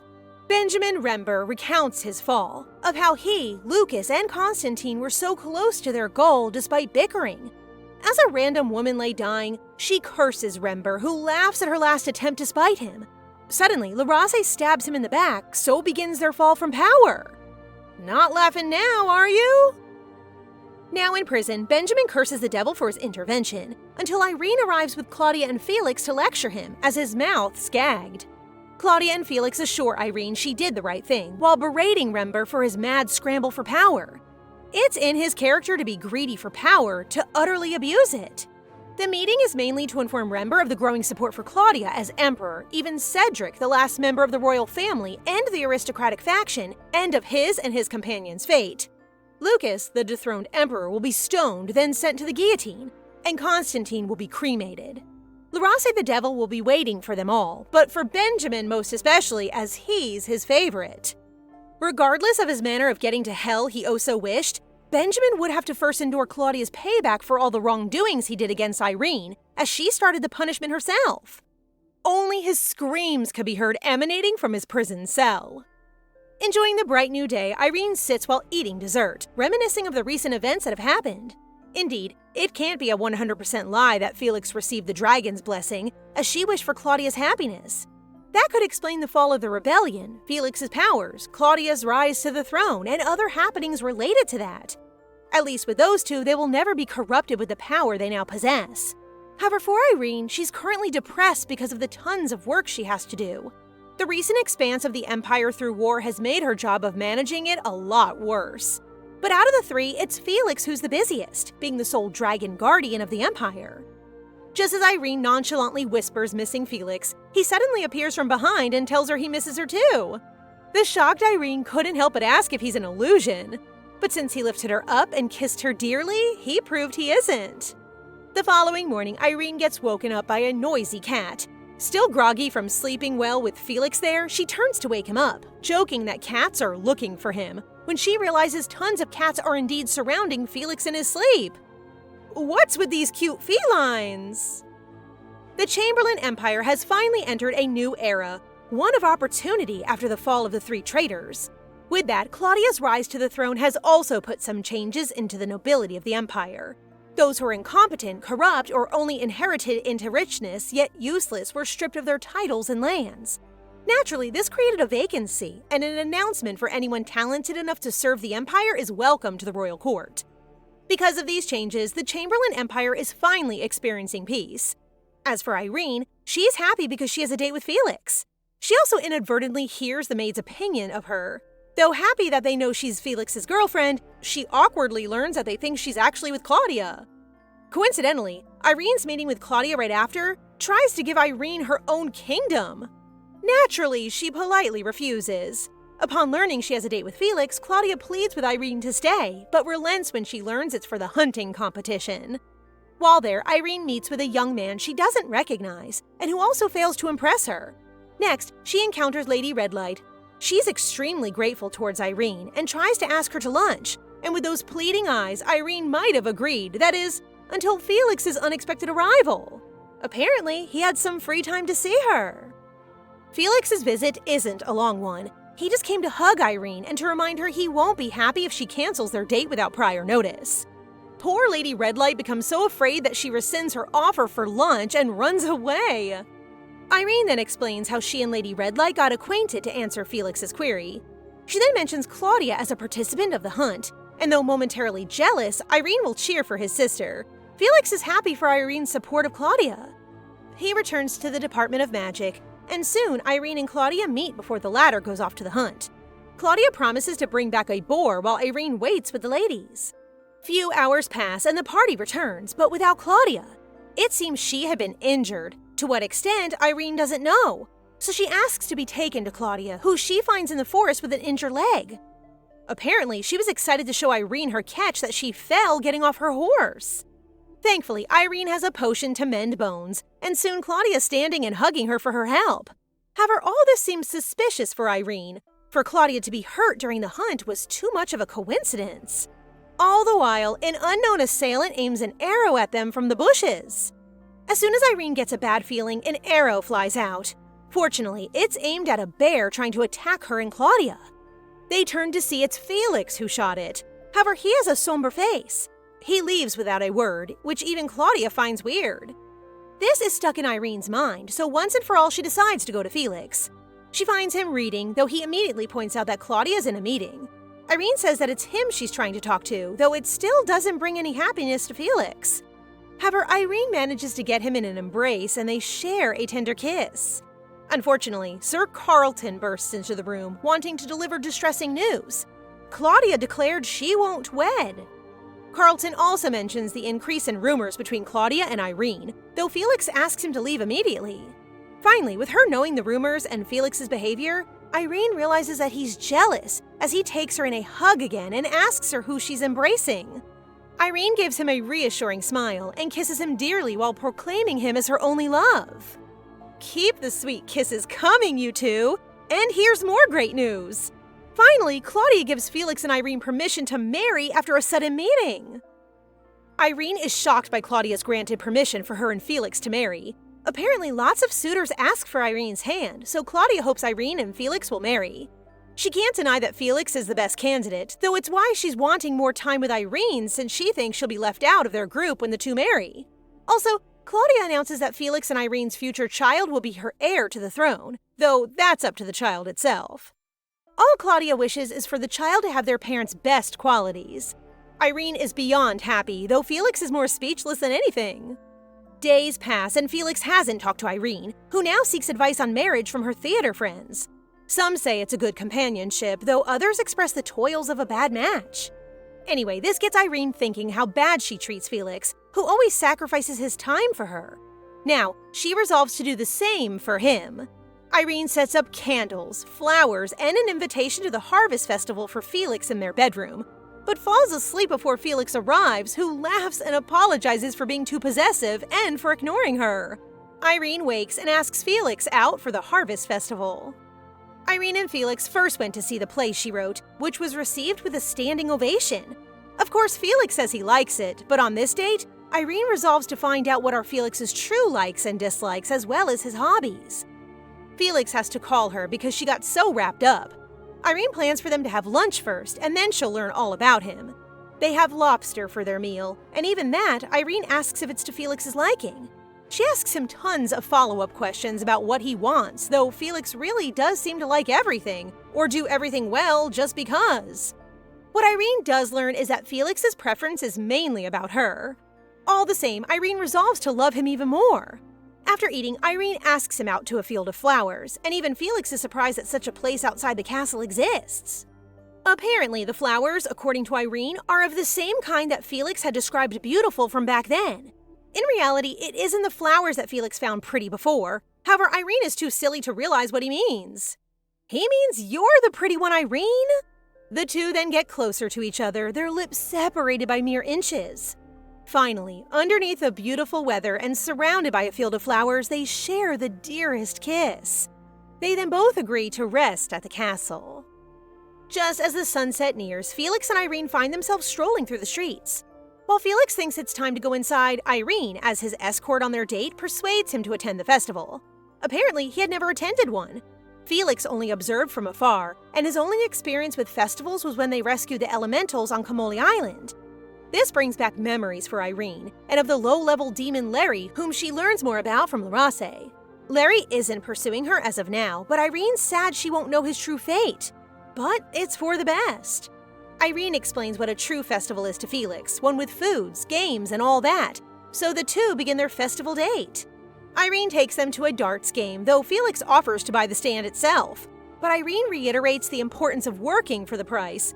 Despite her chances, she fails, and Felix wins her the bunny with just one try. After that, they explore the festival some more, with Felix killing it at every game stall, by the way. As the night grows young, they eat skewered meat, and Irene learns Felix really doesn't have a preference on food. Felix wipes some sauce from Irene's lips just as fireworks erupt in the sky. His touch becomes a caressing one, and they lean for another kiss. Just as they're about to kiss, Irene and Felix get interrupted by an old man wearing a robe. Apart from the curiosity of this newcomer, mainly the couple is just disappointed for getting interrupted with their kiss. Come on, you kiss all the time, you two! Apparently, the old man is a fortune teller, but one Irene isn't all too convinced of. The fortune teller makes a mention of how Irene hasn't rid herself of bad energy yet, so she tries to ask Felix if they could leave. However, he seems interested, much to Irene's dismay, since all she wants is to date him, and not what this fortune teller's saying. The old man says Irene's the source of an unfortunate energy, and Felix seems to understand. During the hunting event, he sensed demon aura, an amount that's enough only from a failed demon summoning. Felix reveals he knows the culprit, but refrains from telling Irene. This only causes her to be mad, making Felix relent. It's Lady Redlight. The realization falls on Irene that if she had agreed to her offer of a lunch, then she would have been toast. Elsewhere, we see a demon waking up, remarking his shock that he's alive. Suddenly, he gets berated and kicked back into the ground by another, more familiar demon. The demon turns out to be Larry, who stuck doing work for Asmodeus after Larase gave him for looking after and teaching Larry some stuff. However, keeping demons at bay bores Larry out of his mind. Suddenly, Asmodeus appears, asking him for a favor up in the upper world. Larry refuses, much to Asmodeus' confusion, given Larase promised him Larry would be raring to go. Nonetheless, Asmodeus explains his predicament. While having tea, a summoning circle appeared before him. Though he didn't enter, he let out a sigh of surprise, releasing some of his power. He asks Larry to retrieve it. Larry refuses again, but when Asmodeus mentions it's something to do with Irene, Larry changes his mind. Asmodeus bids him to keep what power he retrieves before walking away. Larry, though initially worried for Irene, he isn't anymore because of Felix, thinks what she's gotten into. Elsewhere, Irene visits Lady Redlight, who's in prison. The poor thing is lined up for execution for summoning demons. Afterward, Claudia, Irene, and Felix are planning for the couple's wedding, which Irene finds is sooner than later. Irene tries to downplay the cost and extravagance of the event, but the siblings will spare no expense. From the Grand Palace to gifting Irene the Grid Island and the territory surrounding it, rich in minds, it's shaping up to be the best wedding. And so, the day of the wedding arrives. A carriage stops at the front of the Grand Palace, signaling the arrival of the bride. The door opens, revealing Felix, the groom in white, who's walking to welcome his soon-to-be wife. The people whisper about his romantic and extravagant gift of the kingdom surrounding Grid Island. Out from the carriage comes Irene, beautiful and stunning as ever. But as the couple enjoy their day, and the people too, some are born haters. Two men criticize Irene's almost see-through dress and call her vulgar, that is, until Martina shows up. Apparently, Martina's suggestions are part of Irene's gown, so she takes offense. And speaking of vulgarity, she hints knowing the two are pathetic customers of the intimate inns, and she threatens them with it. Erica also arrives, though she reminds Martina they should attend the ceremony first before punishing the bashers. And so the wedding ceremony begins. The lovers face each other in the presence of a priestess, and they exchange vows centering around living for each other. Next comes the exchanging of the ring, with Felix kissing Irene's hand afterward. Finally, as the blessing for their marriage is being spoken, a beam of light fills the cathedral, bathing the lovers soon to be joined in matrimony with a warm light. Finally, Irene and Felix are officially married. What? No kiss panel? A delighted Irene plays with the divine blessing as the light breaks up into little specks. However, she learns that it's the blessing of the Grand Temple, which makes her panic as the people realize it too. But Felix makes sure she stays focused on the wedding. He pulls her closer. Irene, though a little anxious in front of the crowd, completes the kiss as newlyweds. Finally! Afterwards, Irene speaks her mind to Claudia about the blessing, though, as it's usually reserved for weddings of emperors. But still, what's done is done. Next, both Martina and Erica enter the room, the latter of which observes Irene out of her wedding dress. It seems Martina had designed Irene's dress to help with the following intimate night with Felix, which she fully demonstrates. Both Erica and Claudia judge Martina as a pervert, and she doesn't even deny it. Before she could do worse, the two drag Martina away, though Irene considers wearing her wedding dress again for Felix after greeting the guests. First, she decides to pay Felix a visit. On the way, she spots what seems to be a student who beat up a couple of nobles. Actually, it's Larry and the men who insulted Irene earlier. She chooses to ignore it, though, even smiling to Larry, whom she doesn't recognize. As a result, Larry's starstruck. Larry falls upon the realization that Irene doesn't recognize him, and so his mind fills with plans, a chance to have their relationship start over again. But suddenly, a summoning circle appears under him. He recognizes it and knows it's Felix's magic. The two are being unusually nice, with Felix revealing he hasn't done anything to Larry, and Larry revealing his true purpose as why he's there, though he's shouting like crazy. Felix asks if Larry's interested to see Irene, but he refuses. Now a complete demon, far from just being a piece of it back then, he recognizes he isn't like Felix or Irene. A human's life is but a dream to him, and regarding Irene, it's no use adding meaning to a dream. Felix tries to share the same sentiment, but Larry won't have it. He says goodbye immediately, though he has a sad look on his face. Felix does too, but lightens up when Irene arrives just moments later. Irene even mentions seeing Larry as an aggressive student beating up nobles, and asks Felix who he's chatting with. He only says it's an acquaintance who misses her, and they wish him happiness in both life and dreams. But really, Felix playfully teases Irene, calling him his wife, which makes her blush like the sun as they go to greet the guests. Really, Irene notes that she's got a mischievous husband. The couple starts out greeting guests, but gets interrupted by Cedric's arrival. The former royal, though happy with his new adventurous lifestyle, apparently is too smelly, a subject of teasing from the couple themselves. Cedric makes his leave to bathe, and soon Irene and Felix greets Liam and Felix's parents, who were in a conversation themselves. Liam has become a composer and has sent his father to the monastery to help his addiction. Felix's parents were doing well too. His mother is healthier, while the dad's happy with their booming business. Soon after, the couple enjoy the after ceremony with their friends one by one. Afterwards, though, as promised, Irene wears her wedding dress for Felix in bed and shows him the trick Martina taught her earlier. Looks like we need to give the newlyweds some private time. Fortunately, the couple enjoyed their years of marriage, visiting country after country. On the subject of more good news, years later, Claudia is surprised to hear that Irene and Felix are expecting their new child. And wouldn't you know it, they had two, a boy and a girl, who grew up with a little sibling rivalry but close to their parents. As the years go by, the final picture depicted from Irene and Felix's story is from their wedding day, where all friends and family are gathered with bright smiles on their faces. Oh god, this ending is a beautiful one! Did you cry once or twice? We hope you enjoyed this story recap, and we'll see you the next time around.